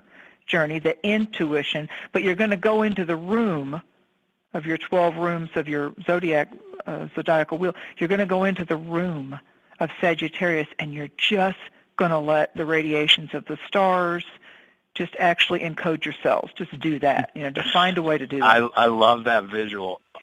The only downside is that in that room is my Saturn as well, but it's the Saturn in the second house in Sag and Uranus. So, but yeah. Okay, but let me tell you this. Saturn finished. It's once every 29 years. It finished hitting that solar return. That Saturn return. It finished in Sagittarius. Not coming back there for another 11 years because, it's in Capricorn for a while. So right now, and when it goes into Aquarius, back to your Saturn in Sagittarius, that's going to be nice. So you're not in a yucky time with Saturn messing with you. No. Capricorn and Aquarius are not hostile to that second house, Saturn in Sagittarius. Here's your final little puzzle. As Joe said, the riddle. When we come to the Gemini full moon on December 11th and 12th, that's the Gemini that would show you if there's anything of your own self-induced, not blaming you, not shaming you, potential default to go to when you're frustrated or it's not happening fast enough. That Gemini full moon over the 12th and 13th of December is going to light up, the moon moves very fast, it's going to light up the degrees of your Saturn in Sagittarius. So look at what needs to be released at that time. Don't worry about it now, because that Gemini moon will accelerate, and so will the solar eclipse over Christmas. It's going to accelerate you obtaining your goal. You had the vision first, and now this is just the process of packing up the boxes kind of a thing. Awesome. Well, that was amazing. Thank you all. Oh, thank you. I'll let the next caller get more insights, but thanks again. Thank you. Bless you. Happy Thanksgiving. Thanks, guys. Thanks, Dan. All right, looks like line 2. We have one line open. Line 2, 620 area code. You're on the air with Mary Dusina. Who are we speaking with? Hi, this is Ashley Lopez from Southeast Kansas. How are you guys tonight? Hey, Ashley. What a nice voice you have. Yeah, she does got a pleasant voice. You've got a very nice melodic type of inflection to your voice. I like it. I pulled a card flew out actually when I was just mixing them, and I got the 6. So again, 6 is like in the natural zodiac. 6 is like Virgo-y kind of a thing. It's like security. 6 is a number of, the 6th house. We think about our companion animals, or if you can't at this point in your life have the cat or the dog or the horse or whatever, then start looking at your spirit animal totems. But this is the Six of Pentacles is the same as the Six of Diamonds. And so it's the winter cycle, whenever that season is. If you're in the States, it starts at Yule, winter solstice. And this is the very wealthy merchant, the very wealthy, philanthropic, kind, generous-hearted person. They get it, that if they've been blessed in the earth life, then even though people are blessing them, they need to keep that random act of kindness going. We need to get out there and keep tithing and blessing. And there'll be high tides and low tides as it comes into us and as we can give it to other people. But we know in our hearts how we should, when we should, and how much we should. It's just a matter if we do the follow-through. Capricorn is always the follow-through. So either you're going to get to be the secret Santa or the blessing way or the philanthropic, kind sweetheart to someone or some creature that needs to be uplifted. It's like this is more than just alms for the needy. In the traditional tarot deck, this guy's got a Libra measuring scale in one hand, and he's dropping an abundance of gold coins to one of the two beggars, one of the two people in need. And it's like he's walked up to them. They didn't like pull on his cloak or anything, but he's obviously wealthy. And what he's doing is he's giving what would have been, quote, the tax man's allotment check and then some. It's like they're getting a bonus. It's like because of he's not just going by the book. He's not just doing his job of like this person gets 200 and that person gets 3,000. He's giving more. What's interesting is you got this kind of card on the Wednesday before Thanksgiving in my time zone. So it's like there's something about when people like find ways to anonymously give and they don't need the spotlight and they don't care about that. They feel good knowing they laid their head on the pillow and they just, sent somebody $10 and they used a fake name or something, or like we used to just, sneak money in an envelope. I still do that. So it's like it's that out of the blue. It's like there's something out of the blue. This is such an auspicious time for those of us, and you know who you are, for those of us that are genuinely kind because we've been jerks, we've been selfish, we've been entitled, and we knew that didn't work out well for us because we're old enough souls that arrogance is never attractive. There's a difference between being bold and rich and assertive and just arrogant, sarcastic, rude verbiage, okay? So those people that have the savvy but know how to have decorum and be kind and give everybody a turn, there's big expanding paybacks because as austere and restrictive as Saturn or Capricorn can be, when you're good and you're genuinely not seeking all the attention or sucking the oxygen out of the team meeting, then Saturn blesses you in incredibly substantial, you can count on it and walk it to the bank type of ways. And that's this kind of card. It's like windfall stuff. But I have to say, to a personality, to a soul, well-deserved, not somebody that just got lucky with an inheritance or, came out well in a, legal deal or something like that. This has to do with, wow, it really does go around. It really does go around and bless us when we're good and kind and decent and yeah. So there's something about your creativity with generous tithing, giving, and we can tithe with words. We can be kind with a smile. It depends. Everybody has different budgets. We can open the door for the person that looks like we've heard all our life. There's always someone doing worse off than us. There's always someone doing better off than us. We can't be attached to how the story begins or ends, just to start paying attention to our feelings. And I believe the soul likes to hang out at the heart chakra. And I believe that if we start with our soul and the spirit medicine and keep fortifying at soul levels first, not the body first, not the mind first, but our feelings be our healers by feeling them. But I believe that your own soul gifts, your own soul skills are amplifying right now. In the next 3 months, I feel like that your own guides, your own angels, you're not trying too hard or anything. It's just going to be, I don't know if you got Aries in your chart because it's happening for Aries anyway, but there's something about the outreach and the touch of spirit letting you know, we got your back. Good job. We got your back. Can you feel that hump on your wings on your back? That was really neat what you did, that kind of a thing. And it might be feeding a dog running along a highway. That's amazing, because my question to you was, in September, I had lost my job after coming back from a women's retreat and then going to Board Camp Crystal Mine. I came back and I found out I didn't have a job. And my hobby kind of became my replacement job, and it has taken care of me, till now. And I just kind of hit like a plateau, like, am I doing the right thing? And I think you answered the question. I think I am doing the right thing. You are. I think you are.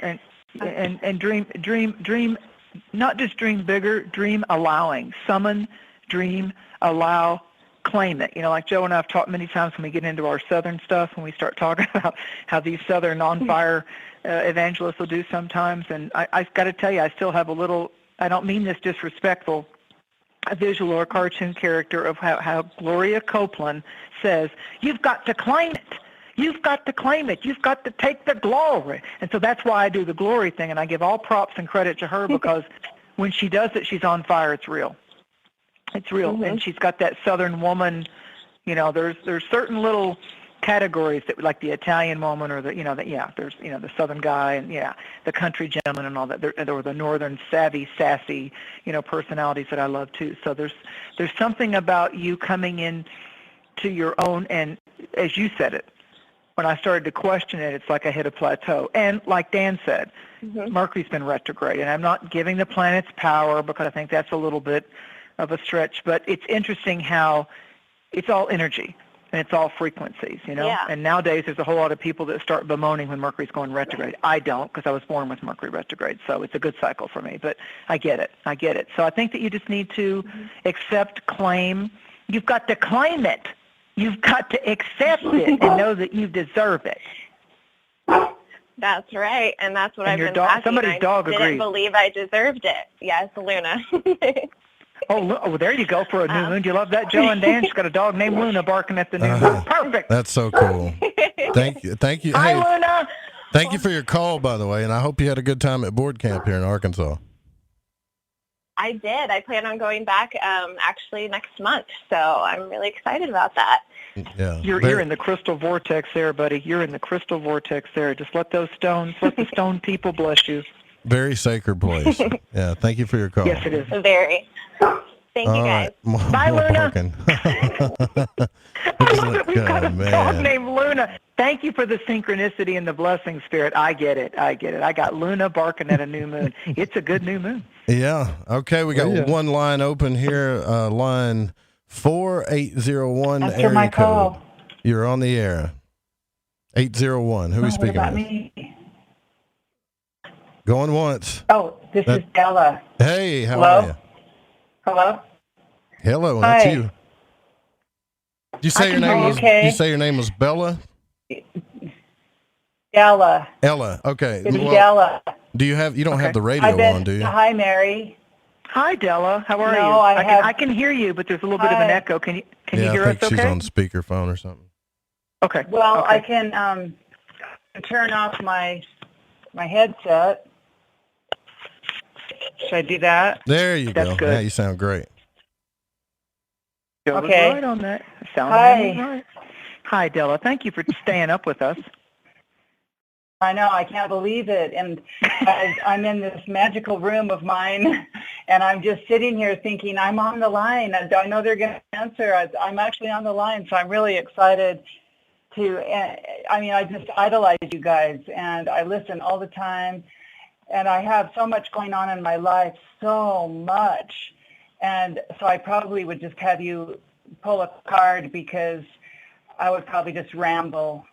Well, okay, let's do it this way. Yeah. This is what Spirit's telling me to do for you. I'm going to do a card real quick, but Spirit, listen up, guys. Listen up, my two Aries White Knights. Spirit also told me that Dan is supposed to give you a word, and Joe's going to give you a word. So just take a deep breath, inhale the blessings, and just start exhaling the gratitude, because I'm going to start, and then Spirit told me it goes to Dan, and then it wraps up with Joe. Sorry, guys, that's what Spirit said. And it's like Simon says, if Spirit says do it, I do it. Okay, here comes your card, Della. Breathe in. Wow. Okay, you got the moon. You got the moon. And tonight, I work with different oracle decks, but tonight I am doing my wonderful Rider-Waite deck. And the moon card it shows this deck shows all the phases of the moon, and there's a Hebrew word called a yod, Y-O-D-S, and the lunar radiations are dropping down these golden yods or yods, people say it different ways, down from the heavens into the earthly valley here, and there's two pillars, looks like concrete kind of monument pillars, and there's a stream of consciousness of this radiated frequency light turning into like a liquid stream of consciousness coming into a small nature pond. The crustacean, lobster, crab kind of creatures coming up with its pinchers, its claws up. Two animal totems. There's a wolf teacher, and some decks it's coyote. In this deck it's the wolf, of which they say genetically all dogs come from, is the ancestral lineage of the wolf. Mm-hmm. And there is a dog. There's like a kind of a coppery, kind of hound-looking dog, and they're both baying at the moon. Now I'm going to take you real quick as I finish this with the Native American blend with astrology, which I love. Grandmother Moon is radiating her tears of sacred light and healing onto her earth child, her earth mother. Her sacred healing tears of golden light are coming into the stream, into the effluvia, the womb waters of your consciousness, and you have two guard spirit animal totems. Wolf is going to be a teacher that's accompanying you in all ways, and dog represents absolute unrequited loyalty. Dog is loyalty. It's God backwards when you spell dog backwards. So the crustacean, the Cancer, the lobster has to do with the moon, known as Moonchild, rules over the sign of the crustacean, Cancer, the crab. And those creatures walk backwards and sideways and tend to carry the weight on their back of their shelter. So home situations, if they've been up and down, family and home situations, they're going to settle. It's probably going to take, I don't blow the fake smoke, it's probably going to take until the next new moon, which is our solar eclipse in early degrees Capricorn, right over Christmas Day, 25th, 26th. So I feel like this is a work in progress, but you have many, here's the big piece of the medicine, you have many unseen elder, ancestor, spirit guides right there with you. Right there with you. You are not doing this alone, and you're not the lone voice in the dark. But it's okay if you sing or dance or chant or do affirmations, because the wolf is howling and the dog is baying. Okay, Dan, go. Yeah, that's awesome. Awesome. Dan. Okay, I got the go-ahead. Dan the man. All right, sweetheart, listen to me. Here's the thing, and I've been asking Spirit to let the words come through me. And the two things that came out were overwhelm and patience. And right now, when Mary started out, and she started out saying, take a deep breath, and you started saying that a lot of things were going on. That's exactly where we need to be when we take a look at everything right now, is just take a deep breath, pull in some patience, and try to understand that it's real easy to fall into overwhelm. But it's when we pull ourselves back and just say, okay, I'm okay. Let me regain perspective before I just let everything start overwhelming my head. Right now. Yeah, there you go. There you go. Perfect. Yeah, I've actually risen from death, from like the phoenix, and it's been 3 years, since my daughter passed away, and then I got very ill with two illnesses. Yeah. Are you Scorpio? That had me bedridden. What sign are you? No, I'm Taurus Moon, Taurus Sun. Oh, Taurus. Wow. I'm so Scorpio's her opposite, Joe. Scorpio's her opposite. So you guessed the balance to Taurus. Number one, your daughter is with you. I'm just going to interrupt real quick because I want Joe to finish this, and Dan. Your daughter is I feel like that your daughter, and I mean this in a highly holy, sacred way, your daughter is the dog on the card, and the wolf is the tie that never broke. She is. And that the wolf is the tie the two of you have never had broken, ever. So she's back as your pact. Okay, Dan, go ahead, and then Joe. That was pretty much it. I mean, really, that's you're doing exactly what you did, and I can resonate with the Phoenix from the ashes part, because I went through the same thing only this April. And coming back from death's door, yes, it was all about rebuilding and everything like that. And you know the process, you know the drill. This isn't old hat. This isn't something new. So you got this. No, it's nice to have the validation for sure. Yeah, it's real easy to say that, though, for a lot of us to say that. But when you get in positions like Dan or yours, that you've dealt with something pretty rough in your past emotionally, it's easy to give up. It's real easy to be angry. It's real easy to give up on spirit and say, there is no spirit. There's none of this. It doesn't make sense. This shouldn't have happened to me, etc. And so what you need to do is, instead of bury these feelings even deeper with your subconscious, which is what the moon represents, so you can avoid these dark, shadowy feelings, which it sounds like that's what you've been doing, right? So you got to be ready to face these emotions. Don't push them to the side anymore. Just let it out, transmute it if you have to. Great word.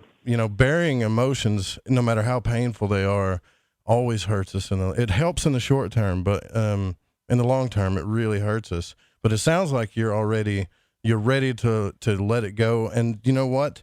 If you look at the two pillars and the yods on that card, you're there's two things that can happen there. You can really give in to fear, negative stuff, all kinds of things that come through your subconscious, or you can take a different route and listen to the positive things, the love messages that you get from your subconscious. Any signs, the songs that you listen to on the radio, listen to everything right now. And if it's love, go for that. Yeah. Go with that. And only use the fear things based on your past, just for a little bit of caution. Nothing more. Don't give into it. Don't give into the pain and the shadow anymore. And just really pay attention to all the signs right now, because they're speaking to you. And someone else's, and just in that someone else's hate that's been raining down on me and for no reason. Not anymore. It's like that's his own problem, but it's just overwhelming. That's just the overwhelming part. I can't. Okay, it's no accident that you called tonight, Della, and that Dan, also a D in the letter, Della and Dan, you both went through to the edge of D, death's door. Divine has come in. It's no accident you got through the show tonight. The lines have been pretty busy, and you got to talk to the trio.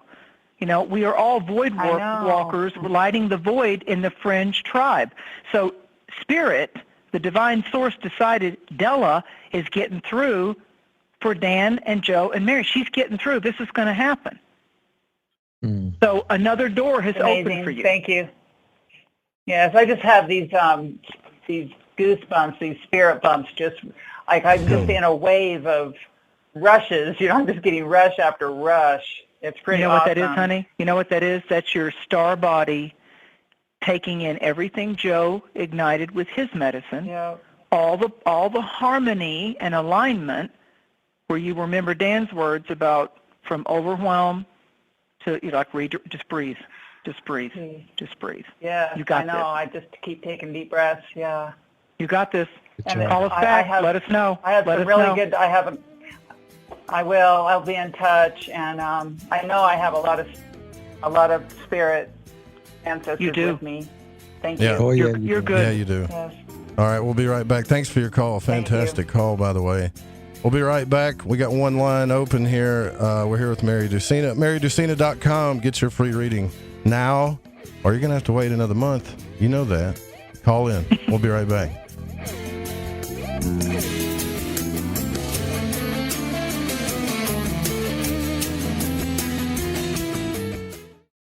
Joseph Roop is your host. Pull back the blinds and uncover the truth. This is Lighting the Void Radio.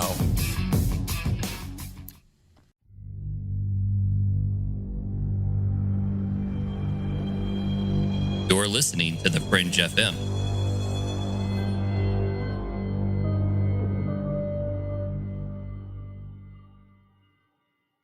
Somewhere between abnormal and paranormal, there's a show called Into the Paranormal. I'm Jeremy Scott. Hear me live Saturdays at 6 p.m. Pacific, 9 Eastern on the Fringe FM.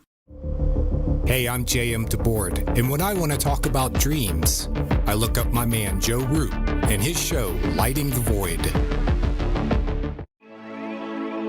The Fringe FM isn't just a radio station. We also provide services for all your audio production needs.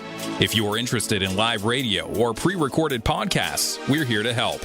We even do audio enhancements and voiceovers if needed.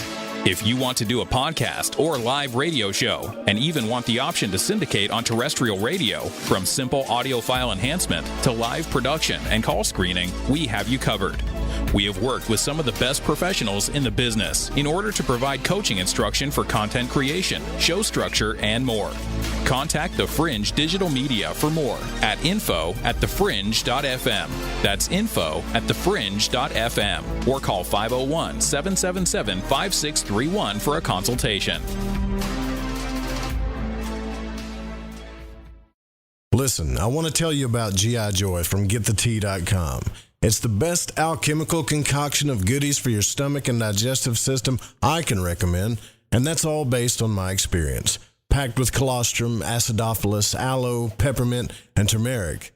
If you do your own research, then you know this is the bee's knees for the stomach and digestion. Now, due to Big Brother's ears and the eye in the sky, you know I can't go into the details about what it helped me with. All I can say is I got relief. It's non-GMO, no fillers, no preservatives, manufactured right here in the US of A, and delivered to you by the only people who stay on top of the game and are out in front. Go grab a bottle of G.I. Joy at GetTheTea.com and see what all the fuss is about. Again, that's GetTheTea.com. OMG! People are jumping on board to the Life Change Tea Regiment. Brew, steep, and drink for a gentle, taste-great cleanse. It's changing how they feel. See what everybody's talking about. Log on to GetTheTea.com. That's GetTheTea.com. Life Change Tea aids in digestive slowdown and helps people get moving down a healthy path. We won't make claims. We'll just let you decide. Experience is much better than a commercial anyway. If you want results, log on to GetTheTea.com and purchase your super strength cleansing tea. You won't be disappointed. And if you're looking for some mind-body suggestions, go to YouTube and punch in the search bar Health Matters Now. That's Health Matters Now. Put power into your health now. So, GetTheTea.com. That's GetTheTea.com for super strength tea. And YouTube, Health Matters Now. That's Health Matters Now for valuable suggestions. GetTheTea.com. The tea that makes you go. Hi, this is Sammy. Join us in the Deep South as we're lighting the void with Joe Roop on the Fringe FM.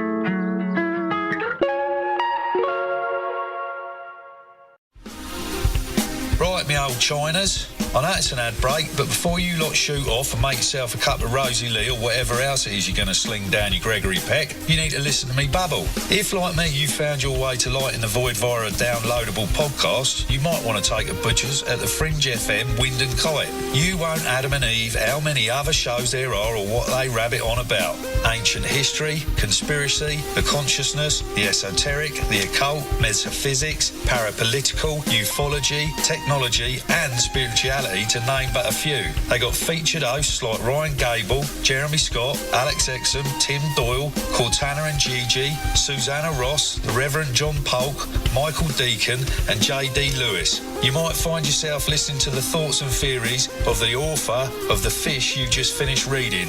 Or you could pick up the dog and bone, call in and tell everyone your own beliefs or experiences. So do me a favour, before you put on the Ansel or crack open a bottle of vino or roll a joint, go to the Fringe FM and see what you're missing. Are you intrigued by Paranormal Talk Radio? You'll love the new Paranormal Radio app from TalkStream Live. You'll find a great selection of talk shows covering UFOs, ghosts, strange phenomena, and much more. Download the Paranormal Radio app now and start listening to the very best in paranormal talk entertainment, including the network you're listening to right now. The Paranormal Radio app, free in Google Play and the iOS App Store.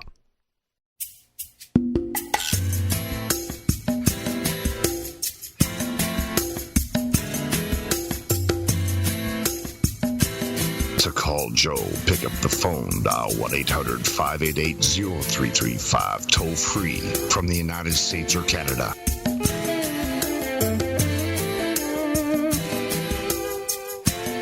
Wow, the night has flown by. We're already into the last hour of the show. If you want to call in, it's 1-800-588-0335. We're here with Mary Dusina, our guest from MaryDusina.com. Pretty much I would say the mother witch of Lighting the Void is here once again to give you your free readings every new moon. Let's do some star medicine. That's right. And are you guys ready to continue the phone calls? Let's do this. Okay, here we go. 917 area code. You're on the air with Mary Dusina. Who are we speaking with? Hi, guys. It's Daryl from New York. How are you doing? Hey, Daryl. Oh, good. Hey, Daryl. Hi. I wonder if I can ask a question, unless you could draw a card for this, but my ex-husband was found dead about 3 weeks ago. What? Nobody knows what happened. We don't know yet. They said it's going to take 2 weeks because something happened to his head. Did this just happen? Yeah, it did. About 3 weeks ago. I just went up to Baltimore to his funeral. Yeah, and nobody knows yet, what happened to him. Can I get you to see? Is it invasion? Is it an invasion of? All right, I need you to summon up. Go in your mind for Dan and Joe and I. Go in your mind's eye, and you said ex-husband, but I want you to go in your mind's eye to the point of joyous connection with each other. I just want you to summon up one of those memories quietly and one of those feelings. And if it's not, I understand if it is, if it's an invasion of his privacy, would you just say reverse his initials or do something just so we have a sound frequency print, because I just want to, or a birthday, something, just so I can get a sound frequency print to see what the spirit wants to say to me about it. Okay. No, I had more good times than bad. So that's easy. Can you do a nickname or initials or anything, or is that too? How about RAP? Rap. I see, and this could be mystically, not literally. I see all of a sudden I can't breathe. All of a sudden I can't catch my breath. And it's almost like I feel either my head laying down or rolling. There's something about, I don't know if I passed out or I went to sleep, or all of a sudden it's like I can't breathe, and then I'm just outside looking at my body. And it feels like, okay, this is weird. It feels like about 3.5 to 3 years ago. No, I'm not blaming anybody at all. Spirit wants me to establish that. It feels like that some life event to him, and his perspective, knocked the wind out of his sails. And in martial arts, they'll often say, knocked his legs out from under him. I feel like something was shocking, unexpected, a hard blow around him 3.5 years ago. So maybe you'll think about that later. But I feel like that there was a part of him that just said, I don't care. I'm done. I don't care. But it isn't that he didn't love who he loved, but I also see another male. Was there another male that made the call or found him, or why do I see, where's this other man coming into it? I don't know. He was found by the police. His sister, my sister-in-law, sent the police to check on him, a wellness check, because she had a bad feeling, and she told me she didn't hear from him for a few days, and they had found him. He had been dead for 2 days. And so his actual expiration date would have been what, if it was already past 2 days? I think it was maybe November 15th, perhaps. Maybe. They haven't estimated any whether it's they've not said homicide or natural passing to you? The first thing they said was it was his lungs. He had COPD from 9/11, and that was a big event for him. I mean, he was pretty responsible for the cleanup affair down there. God bless him. He awarded a commendation anonymously, thanking him for his efforts. Because he kind of took over. It was really chaotic. He's a hero. He's a hero. He literally gave his life force to go help people there. That's true. And he wound up getting horrible lung problems from breathing and all that asbestos. Was he found in a chair, on the floor, in a bed? Where was he found? No, I don't know. Then his sister said that there was blood. Oh, lost that call, huh? She can probably still hear us. I think with the 9/11, I had a couple of clients talk to me about that actual issue, that with the lung disorders, it's not just COPD. There's an actual entropy of the lung tissue, and it's not the normal fluid type of thing that can happen with COPD. There's actually sometimes some different kind of fluid and tissue breakdown that can happen. It'll be interesting, not from anything disrespectful. I mean, I honor you in your light. Truly, you're a hero to me. But it feels to me like that it caught up with him, But it'll be interesting for her to go back 3 to 3.5 years ago. I don't know if it was something a doctor said to him, if it was something that was, he somehow, sometimes people know their days are numbered, and they just don't tell people. I've seen that a lot. I've seen that a lot with my clients that have ended up with terminal things. Yeah. And a lot of times I've had to carry that space of like, you're going to tell me you've not told your husband yet, you've not told your kid yet. Oh, now wait a minute.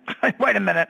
No, I'll help you, but I want to respect you, but there's people that's going to matter to. I don't rank in that league. I'm just spiritual counselor. Let's move on to the next call here. 214 area code. You're on the air with Mary Dusina. Hey, y'all. It's Barb Charlton. Hey, how are you? Barb. Hi. Hey, I'm just right now. I'm kind of rocked by that previous caller. God bless her. Right. And Me too. Her ex-husband. Oh wow. Anyway, Barb, wait a minute, Barb. Barb, You called. Yeah. Barb, you called Miss Leo Queen. You called, and Spirit put you through because her call got disconnected. That's a paranormal trauma oddity, so you need to give a word to her because she's still listening. Oh, well, my dear, I am here. I help anybody going through things like this at no cost. And you can reach me anytime, 214-997. Joe, what's my number? Metaphorical archaeology. I'm so overwhelmed with what I just heard. 214-995-3754. Please say it one more time, Joe, because the woman's reaching for paper. Please say it one more time. 214-995-3754. Barb, it's no accident, God honey. For you guys. It's no accident. It's no accident. Well, first of all, Reverend Dan, I am so glad to hear you back up, bouncing around. It makes my heart happy. Yay. Yay, I know. And Joe, for everything you do, and Mystic Mary and Lulu. I don't know if you guys all know what Mary does for dog rescue. I mean, she's probably single-handedly rescued more dogs through her clients than anyone I know. Yeah, Thank you, Barb. Thank you. Thank you. I love you for that. All of you. Well, we love you for what you're doing. I mean, giving out a free service to people, that's big time. People need it too, more now than ever for that. So that's what we were saying, Barb. Really great response. People have been calling and emailing me. And we hadn't even got the commercials up yet. Today. No, but the show last week was awesome, and people have been writing. I talked to someone today. We're all set up. She's a veteran. Her husband's a veteran. It wasn't even paranormal, but it's touching people. And thank you guys for giving me that voice. I appreciate it. Well, what we've got to, we've like Dan and I were talking about, and Joe at the break, and I know you know this, Barb, I know you. I know your heart's precious. We've got to get to a point, instead of just complaining about what's not happening in our life, it is ancestral tribalship, if you will, and we've got to support those people with their different gifts that are in the tribe, not being snobby, but that are resonating with the tribe of the fringe and lighting the void, and the different specialists and guests that Joe and Patrick and Dan, everybody finds. And we're tithing, we're all giving, and so we've got to support each other so we can keep the ship afloat. And so I love tithing like Barbara does. I do this, 3 hours. I mean, of course I tithe and I give because we're helping people. It's gems of lighting the void. It's what it is. But we've also got to step up, like Dan was saying, we've got to step up and keep that responsibility of not only self-care and doing our own work, no matter what joys or pleasures or titillations come into our life, we've got to stay with the Capricorn energies. We've got to stay on task, and we've got to continue our upgrading frequencies. We've got to do that because it only gets more wonderful and intense in that wonder. And wonder can knock somebody right off their butt. You know, I mean, wonder and these fantastic things that start to happen can go like, okay. I got it. Right? Yeah, like, well, I appreciate you, Barbara, and I know Joe and Dan do. So I'm glad you're in the tribe. Absolutely. Thank you so much. I mean, you guys are awesome. So I wanted to ask you, Mystic Mary, what you're drawn to this night. A card? I don't know. You know, I get up at 5, so I am not up at this time. And I know.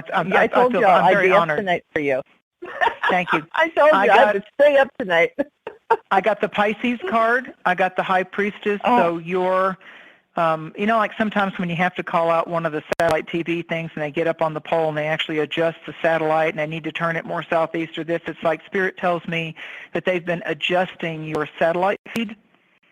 And there's different kinds of programming, downloading happening for you. So not only are you giving it, but as you're giving your established training, I also feel like that there's downloads coming into you. And the other card that fell out behind the High Priestess is the Three of Cups, which is like right around Beltane, May 1st, when the goddesses are doing the wonderful, they're raising their chalices, and it's the spring fruits and the bounty and the mating season. And it's like, I feel like that it's certainly a celebration card, like the Four of Wands and the Ten of Cups and the Three of, it's celebratory. So I feel like that you really are most grateful for that intuitive connection of who's connecting with you, how they're connecting with you. To you, that's a real divine dynamic. That's what I get. It feels like a gift every time. It is. Thank Dan, you. Joe, you want to tell her anything? So because I think everything's fine and rosy, and your pomegranate juice, you know, on the High Priestess on the veil is the pomegranate fruit. You know that I put that in my water every day. I did not see that. I just am told to tell you pomegranate, but I didn't see you do it. Of course you do. Yeah, I won't take credit for something that wasn't said to me or shown to me, but they just said, tell her pomegranate, she'll get it. And I'm like, okay. That's how I do it. Oh, Barbara, thank you for calling. It's really cool to hear from you. Thank you for staying up with us. Thanks, you guys. Now I'm going to listen, and you guys can lull me to sleep. Good night. Thank you. One and all. Sweet dreams. Sweet dreams and better Good visions. night, Barb. Wow. Thanks, Kiss your dog Good for night, me. Rob. Kiss the dog. All right. All right, so let's move on to the next caller. That was cool. Barbara calling in. Looks like Barbara staying up. Yeah, 408 area code. You're on the air with Mary Dusina. Dan Lopez, who are we speaking with? Oh, hi. Yeah, who are we speaking with? Oh, this is Victor from California. Victor, what's on your mind? You got Hey, a question Victor. for Mary? Hey, actually, I'm actually open for anything. This is the first time I'm calling. No joke. Oh, thank you for Wow, that. That's always first-time special caller. to be. Hoorah. Thanks for letting us be the first. Thank you for that. To me, I've been in radio a long time, and I love first-time callers. That's like medicinal for me. What I get for you is the element of water. You got the 8, which both Joe and Reverend Dan can elaborate on in their own beautiful ways. The cosmic lemniscate, the infinity symbol. I like to call it, because I'm a Southern girl, I like to call it a golden halo with an intersection twist. And your power points in the center of that figure 8, you know, as the two sides of the halo come in. I feel you're at a type of a crossroads. There's a new vision quest. There's a really cool, it feels like it's going to be like anywhere from 11 to 13 months of like your own personal soul mission revelations, epiphany experiences. I do see certain doors need to close, and you need to you can't have one foot propping open the door of that which is meant to be as you move forward and go ahead and march forth, and keep the heel of the other foot keeping the door that has been or is the past cracked open, like Spirit's saying you got to take both feet and walk ahead. You're on journey. I mean, it's a sojourn. It's like you're the archaeologist, the explorer, the Doctors Without Borders. I mean, I feel like this is going to take you into exciting but some unknown lands, unknown experiences, cultural shifts, spiritual upgrades type of a thing, but it's different. Like if you were raised Catholic, you're going to have something fascinating about Ayurvedic or Buddhism. I mean, there's something that's going to be completely out of your normal mandate. Do you understand? Yes. I just got a little confused, but yes. Well, tell me how I can clear it up. I'm sorry. The Spirit talks to me fast. I apologize for the rapid fire. No. It's totally fine. It's just I'm trying to right now concentrate too because I'm trying not to cough because I've been coughing ridiculously. You can cough, right now, but I can give you a little quick fix on that. I love inexpensive, quick, natural fixes. Do you have any unpasteurized honey in your house? No. Do you have any lemons? It's okay if you cough. Do you have any lemons? Yeah, cough away. You're all right. I'm sorry. Yeah, you can cough. You're not going to bother us. We're still going to talk to you either way. There's nothing you can do. If you can either get some lemons or you can work with some pure peppermint mints like Altoids. If you cough tonight and get out tomorrow, most honey on the market is just sugar. Okay, you need to buy raw, unpasteurized honey. I love the comb in it, but that's getting harder to find because they're feeding it back to the queen bee now. So, but if you can just get raw, unpasteurized honey and or peppermint tea, you can find that very inexpensively. It'll start to relax a little respiratory inflammation that's going on, and even something as inexpensive as a real lemon, and just wash that lemon real good and slice that lemon up and adding your distilled water or your water to that, because lemon, as sour as it is, actually alkalines the entire body. And I feel like you're kind of like in your own little get the tea detox thing. I think you're like detoxing from some things that were kind of high pressure. Do you understand that? I mean, I feel like the last 6 months for you have been like, okay, I want that ankle bracelet off me. No joke. It's actually pretty much because of my work. Because since I do security and all, and it's just been relentless. And what made it worse is that I think it was since California, since we had the fire, that's when the coughing started. So it's been, 2 months I've been having this cough. Went to the doctor, got medication. Even the medication gave me side effects to the point that I almost wanted to go to the hospital. Oh, Lord, so I don't like even that. that's not... Exactly. So no, I don't. Even I don't for like me, that. right? Are you in an area where you've got pretty good health food stores? And well, of course, people order online now. Okay, you got a pen and paper, or you can listen to the archive. There's a company called Nutrabiotic, and they have a liquid. Yeah, it's called GSE on the internet. GSE, and what that stands for is grapefruit seed extract. It's the way the soldiers would always carry bleach capsules to purify water so they wouldn't get like the parasites and the Giardia and all that, or like on cruise ships. Okay, this is all natural. Grapefruit seed extract, not grapefruit seed extract. It's a thick, clear gel. Imagine how many grapefruit seeds it takes to get this thick gel. What you do not get it directly on your hands. And what you do is you take, when I worked at health food stores, this is what we did when flu season and all that would come in and people were like coming off the mountain really sick, like they came to the health food store maybe once or twice a year, like all kinds of stuff going on, okay, these mountain witches and medicine people. But I learned a lot, is we as staff had to drink this grapefruit seed extract in water, and you shake up the bottle, it's thick, and you just need like 3 drops. Oil of oregano will do this too. Cook with fresh leaves of oregano or get you some oil of oregano. It's very pricey. Just go get a fresh oregano plant and cook with it. Some inexpensive pasta and just load it up with the oregano. These go in and support the respiratory, my respite, my spiritual zone. And again, we started the show with inhale, calling for the blessings, exhale, gratitude. Number 1, rebuke this from you. You were in security, you're in protection, you're like a modern-day white knight, and you were out there helping people in need and all that. You're a first responder, security, eyes on the prize kind of a thing, protect people, serve. So here comes what I was talking about, the good karma blessings coming back in, because you cared enough to do that kind of job and to be involved with that. It's time for you to take care of what you're taking in, inhalation, and what you're exhaling. So go online and look at some natural things on YouTube or the internet, but I can tell you grapefruit seed extract not only will kill Giardia instead of taking Flagyl, which is the prescription, because we've tested it over many, many, many years in most people, can't say all people, and also if you can cook with the fresh oregano herb and pasta with some olives or olive oil, first cold-pressed olive oil, that, like honey, will coat your throat if it's the real Mediterranean olive oil from Spain or Turkey or Italy.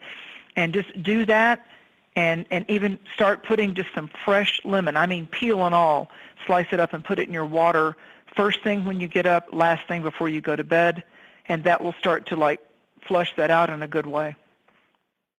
Oh, okay. All right. I hope that helps you. I actually would do that.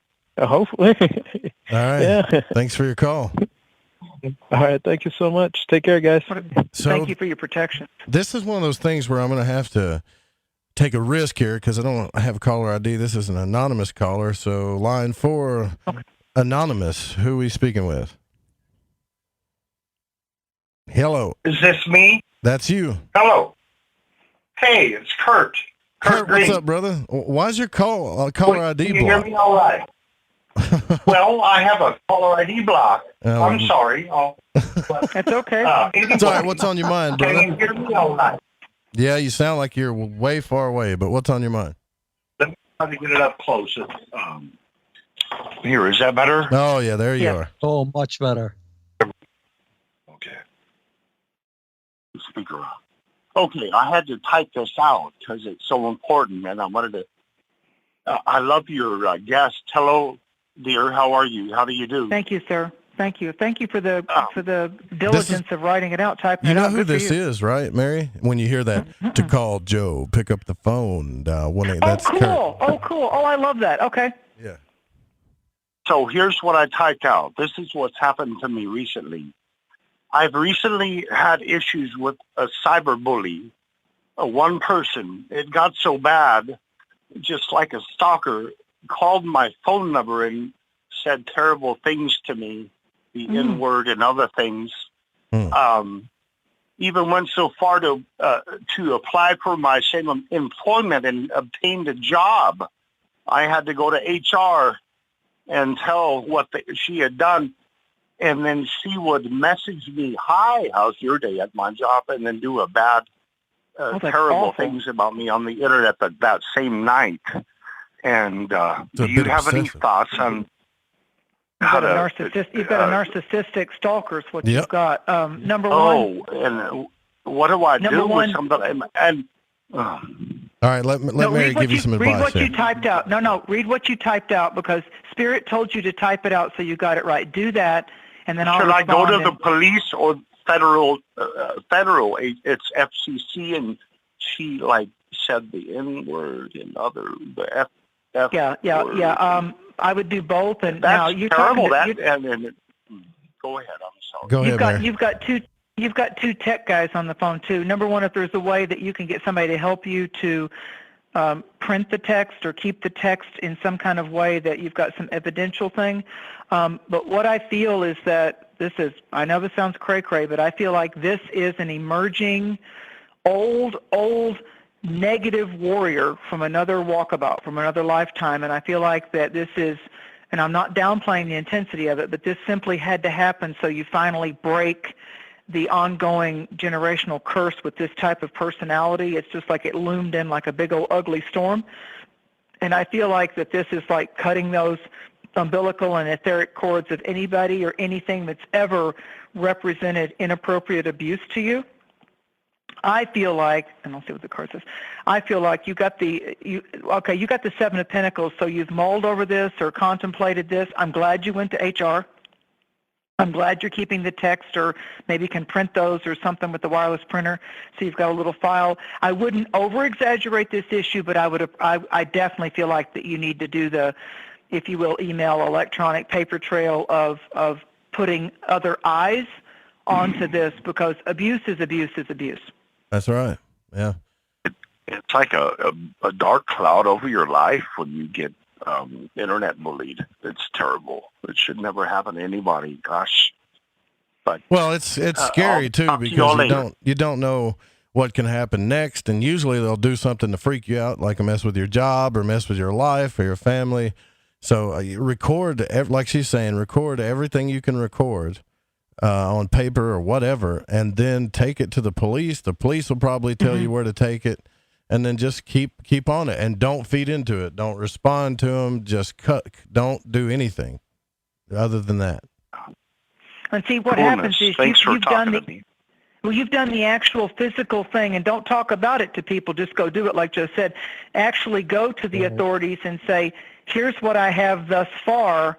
I need your guidance, because this is just, I've never experienced anything like this at all, and it's disheartening, because when you watch these investigation and discovery shows in 2020, the ones that win and survive, and this isn't meaning they're coming to attack you, but are the people that, the ones that backed it off, even these shows like Bull and these legal things, is that they went and they said, you're not drawing me into this game, you're not intimidating me, I'm going to the authorities. Because they can trace those IP addresses and phones and even burner phones. They know how to do that. There's a lot of pinging going on these days. But Joe and Dan are absolutely right. Do not communicate in any form with this cretin. Just go to the authorities. And if they say, do you know who it is? Or once we track it, will you take out an actual restraining order, blah, blah, blah, or whatever? Yes, you will. You'll cooperate and fill out whatever you have to fill out. I'll tell you this too, Kurt, real quick, just because I know you're a Christian and I know your spiritual beliefs. If you open that book of Psalms up, there's some protection in there, right? And what I'll do is I'll send you a couple of them, the Psalm verses that have to do with protection, and you use them verses and repeat them over and over again, and you'll be good. So there you go. All right, so let's see who's and next Dan here. and Joe and I will keep you. Call us back. We will keep meditating and sending energy help to you. Absolutely. Looks like we got 208 area code. You're on the air with Mary Dusina. Who are we speaking with? This is Abby. Allie, is that right? Abby. All right. BB. Sorry. Okay. Yeah. What's on your mind? You got a question for Mary? Well, not really a question. I just want to know, I guess, what general reading, general card. There you go. Okay. Yeah, I guess just more like work and life in general, I guess. I feel like that you're stepping on it like I see a leap of faith, like when we're little kids and we kind of want to graduate from the low dive to the high dive off the rock or off the diving board, and I feel like that you've come to the top of a certain type of life experience or the mountain plateau experience. So you're not in the valley and you're not at the scary height top, where you could how am I going to get down if I run out of energy? You're at a good place where you would enjoy the panoramic view of the oceans or the mountains. And I feel like that there's something about a graduation in consciousness, and I feel like that a part of you is kind of wrestling with the fact that given a choice, I feel like that you would change something drastically about the work you're doing or the place that you're showing up to every day, or it's like you either need some kind of new stimulus or you'd really like to just put a bow on it and walk away from it. No hard feelings. It's just I really want to be done with this. It feels like it's somewhat of a drudgery to me now. So I feel like you're at least viable and open at this Sagittarius impact time of the year in our charts, which is good. Sagittarius is saying, step one, consider the other options. Step one. So are you allowing yourself to go there? Oh, yeah. Consider other options? Or do you feel like that when you do that, you get fearful? I get, I suffer with anxiety major. So and it's more like I'm really good at hiding it. Because, I'm a Scorpio, first of all. Well, so, I understand. Totally understand. Yeah. I've got 5 points there. I get you. Yeah, so I'm really good at hiding it, but... Yeah, let me ask you this, Lady Scorpio. Are you willing, because it has to be a Scorpio's idea when it comes to wound and trauma unraveling, are you willing at this point in your life, whomever the life teacher, wisdom coach, even yourself, Scorpios really know how to exercise it themselves if they but will. Like Dan said, we've got to do the work. And I feel like that it's part of the leap of faith and you being out on the edge of the cliff, Miss Scorpio, is that your guides, your holy guardian angels, your divine contact messengers are willing and ready to help you shed that skin of what helped allow the seeds or the impact of the traumas that you went through. Not that we have to elaborate, but I feel like that the shock waves that were visited upon you, and that you there's been a bunch. yeah. And see, but I feel like now with Mars in Scorpio, because that only happens like every 2 years, I feel like with this Mars in Scorpio and the Capricorn stuff favoring Scorpio, what it's saying to you is it's time to start that dialogue with you and the repetitive haunt of that was then, and hopefully not in any way, shape, or form happening to you now. So the Scorpio part of you has to get a little pissed off with itself and saying, okay, in my day-to-day, I don't want that anxiety that was prompted by them and then and that to infect my day. And I am the artist on a blank canvas here, so it's become habit, and habit becomes familiar. And when something, even if it's a negative habit that we have, like biting our nails off, if it's an anxiety reduction, we tend to do it. So have you tried like all natural herbs? Have you tried CBD? Have you tried some turmeric? Yeah, it's so crazy because like I've also been getting super back like into spiritual, like because I grew up, like I'm in an area where it's predominantly one religion, and it's a really tough religion if you're not in it, and like all my family is pretty much, so I'm kind of a black sheep, so I do a lot of, I've been doing meditation and going back to that sort of what I've always been drawn to. I've always been drawn to that stuff. So you're going back to your real self. You're going back to your real self. I don't know of a time by any client, any friend, any lover, and myself, I can't cite you one example of when meditation didn't help shift something. I don't care if it's minutia. It starts the process. And you're actually going home. You're actually getting in touch with your real self, the etheric, sacred soul keys start to help unlock you when you do that. So you're halfway there, honey. You're halfway there. Yeah. All right. So we got to move on because we're running out of time here. Thank you so much for your call. Let's see. We got 406 area code on the air with Mary Dusina, who he's speaking with. Yay. Yeah. Been waiting a while. Is it my turn? Yeah, it's your turn. Hello. Yay. This is Alyssa Jane. I am in Wyoming, in the boondocks of Wyoming. Well, fantastic. Wow. Do you have a specific question for Mary, or do you just want a general reading? Yes, that would be awesome. I just feel lost, and a lot of my tribe is lost, and I kind of feel like I'm the mom of the tribe, so I take care of everybody, but I'm lost too. I'm like, I just feel lost myself, so I don't even know how to lead everyone. All right. There you go, you know? Okay, what I get for you is the Two of Hearts, Two of Cups, which is the kindred spirit, soul tribe, soulmate, ancestral assistance. I feel like that above the medical caduceus, you know, the medical symbol, the caduceus with the two snakes intertwined, above it on the Two of Cups in this very traditional deck is a male lion's mane and face, and then the wings of the etheric and the heavenly Aquarius, because Leo and Aquarius are polarities to each other. It's the winged lion. Now, Leo rules the heart and the back.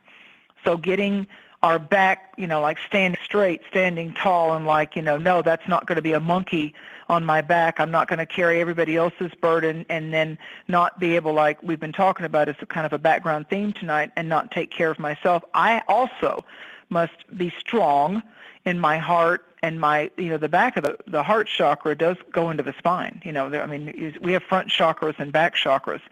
And so I feel like that doing some, even if you can just turn on an internet meditation, if you can just do Reiki meditations or high frequency healing meditations. They've got ones that I love. They're like 12 hours long. You can do on your laptop if it's plugged in so you don't lose the charge, or your smartphone, and you can just go to sleep with that. You know, there's Kelly Howell does a wonderful one called the Universal Secret Mind Meditation. I mean, it's been on YouTube now for years. I mean, I used to buy the CDs of it. That's how long she's been doing it. And she tells you, just fall asleep to it. Just go ahead and fall asleep, listen to it for 30 days. And now at least if you have any kind of internet service or prepaid phone card, you can pull that up.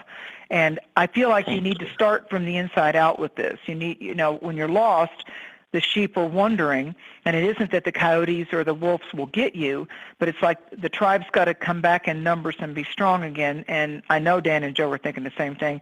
You can help, but you're not responsible for their growth. Yeah, I hope that helps you. Thank you for your phone call. Yes. I was also going to ask if you remember my friend Kyle. He lives in Lovell, Wyoming, and he's talked to you guys a few times. He's the one who turned me on to your show, and I love it. Is Kyle the one? Is he the one that was kind of interested in magic but wasn't sure and was seeing a lot of things or a lot of things? Maybe. I think so. I think I know who you're talking about. He's got a lot of things going on, like health-wise. A lot of us do. Mm-hmm. And yeah, he was the one that called us last month at the end of the show. Oh, okay, I got you. All right. Remember him, Joe? We hated that. We hated that. Go ahead, Mary. Sorry, we got to move on here. I'm so sorry. No, I know. Listen, tell him that he's on my prayer list. I remember him vividly because I'm building my tribe meditation prayer list, healing list, and he was our last caller. And Joe and I hated it, but like now we were coming to the end of his show, and Joe and I were sending him energy. Now tell him Dan's added into the mix, and you, because he led you to us. So now we've got all four sides of the medicine wheel covered: Dan, Joe, me, you. For you and all the void walkers and people that will listen to this in archive too, we're sending energy to Kyle. And please say your first name or the name that you're using tonight one more time so we can lock that in on archive to all be sending you healing. Yeah, well, they're already gone here. So let's take the next caller here. 713 area code. You're on the air with Mary Dusina. Who are you speaking with? Hi, I'm Russell, sir. Russell, what's going on? Hey, nothing much, sir. I was just wondering if I could get a general reading, sir. I love your politeness. It's so welcome in today's world. I love that. I love respect and kindness and politeness. It's like excites the psychic. I like it. You have the Queen of Swords, and this is kind of like this new moon is tying in with, in the Roman myth, it's Athena. Greek is Athena, and then in Roman it's Pallas, and it's like it rules over like sports and martial arts and the warrior and the warrioress that knows about survival and knows about sovereignty and stays strong. To thine own self be true is what I keep hearing with you.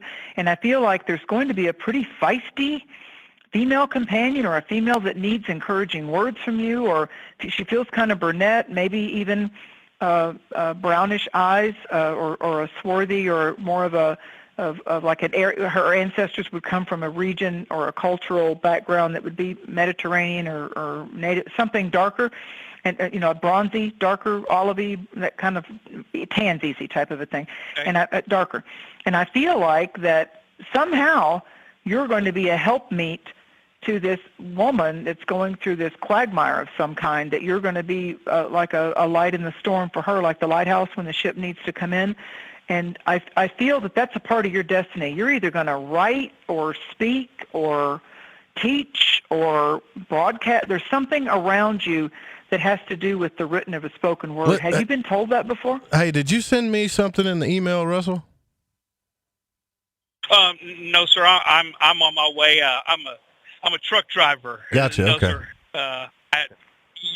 No, sir. I haven't. Somehow you're going to be doing encouraging, teaching, preaching, messaging in these encounters. When you're on the open road, you're just like a cowboy in a metal horsepower instead of on an actual steed.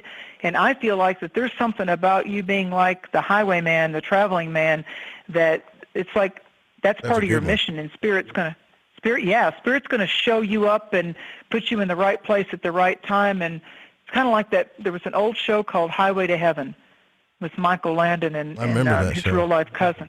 Yeah, I'm sure it's still archived, but he kind of feels like that. Like he's on like we're like the Blues Brothers. I'm on a mission from God. That's right. I mean, I feel like there's something around him that's very supernatural, Joe. I think he's going to be calling you back with some experiences.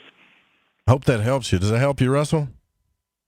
It's yes, sir. And if I could ask if y'all could just send some healing prayers to my wife. My wife is suffering from. She has discoidal lupus, and she's got a flare up. And if y'all could, send prayers to her, it'd be absolutely wonderful. I worry about her all the time, and you got I love that about had you. A big flare up, and it's wonderful. I've never had this before, and it's wonderful. I can't thank y'all enough. Well, you got it. Almighty I am, Almighty I am, Almighty I am. Go to Russell's wife in this moment with the full intentions of our hearts and the light of our souls, and all of us here on this station, all of us even in archive, continue to call for the complete restoration and healing of Russell's beloved. There you go, man. Safe travels, brother. Y'all enough. Thank y'all so much. Thank you very much. Thank y'all. Take care. Take care. Blessed Thanksgiving. Bye-bye. Take care. All right, we've got to roll out. I'm sorry, there's like 3 of y'all waiting, but we're clearing the phones. That was the last call. Mary, you got 1 minute to wrap this up to give the final message, and then we got to roll out of here. Thank you. Thank you both, my Aries White Knights. Thank you, my Star Aries, my you. Rams. Back at you. And thank you. I'll be back on with Joe on the 23rd. His producer's already booked it. I'll be back on the 23rd. So we're here for you at the holidays. We're here for you to be a light in any kind of potential ebbs and flows of life. We care about you. We're building our tribe. And all of us thank you for your healing and your support and your generosity. And don't forget to book a reading. Like if you want more, a very extensive reading, astrologically, cards, all of that. Go to marydusina.com, MaryDusina.com. I put my 100% heart, faith, soul, and trust in her. And whether you guys have realized it or not, I look at Mary as a mother figure in my life. And if my word means anything to you, there you go. Thank you for coming on again, Thank Mary. you, Dan. Thank you so much, Joe. And I loved it. You have to work with us again. I loved it. It's been fun. We'll do it again 1 month from now, exactly 1 month from now. We got to roll out of here. Please don't copy the show without written permission. And this show is produced by me and the Fringe FM. Also, the main music was by Chronox, guitar by Bundy. And I want to give a special shout out to all of the people in the Fringe FM chat, to Don, to Pacho, to Jeremy Scott, Maggie Dean Radio, to Lady Ann, to Dennis, all of you in there. Big shout out to Kurt, to Eric Markham. We'll see you guys tomorrow night. Same time, same channel. Craig Naring, the Summer Wind Hauntings will be here. We're going to be talking about hauntings tomorrow night on Lighting the Void. Same time, same channel. See you then.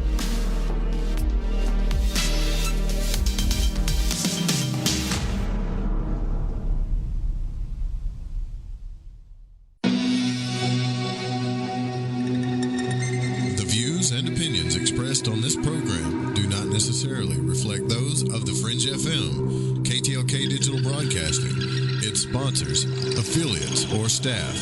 Listener discretion is advised.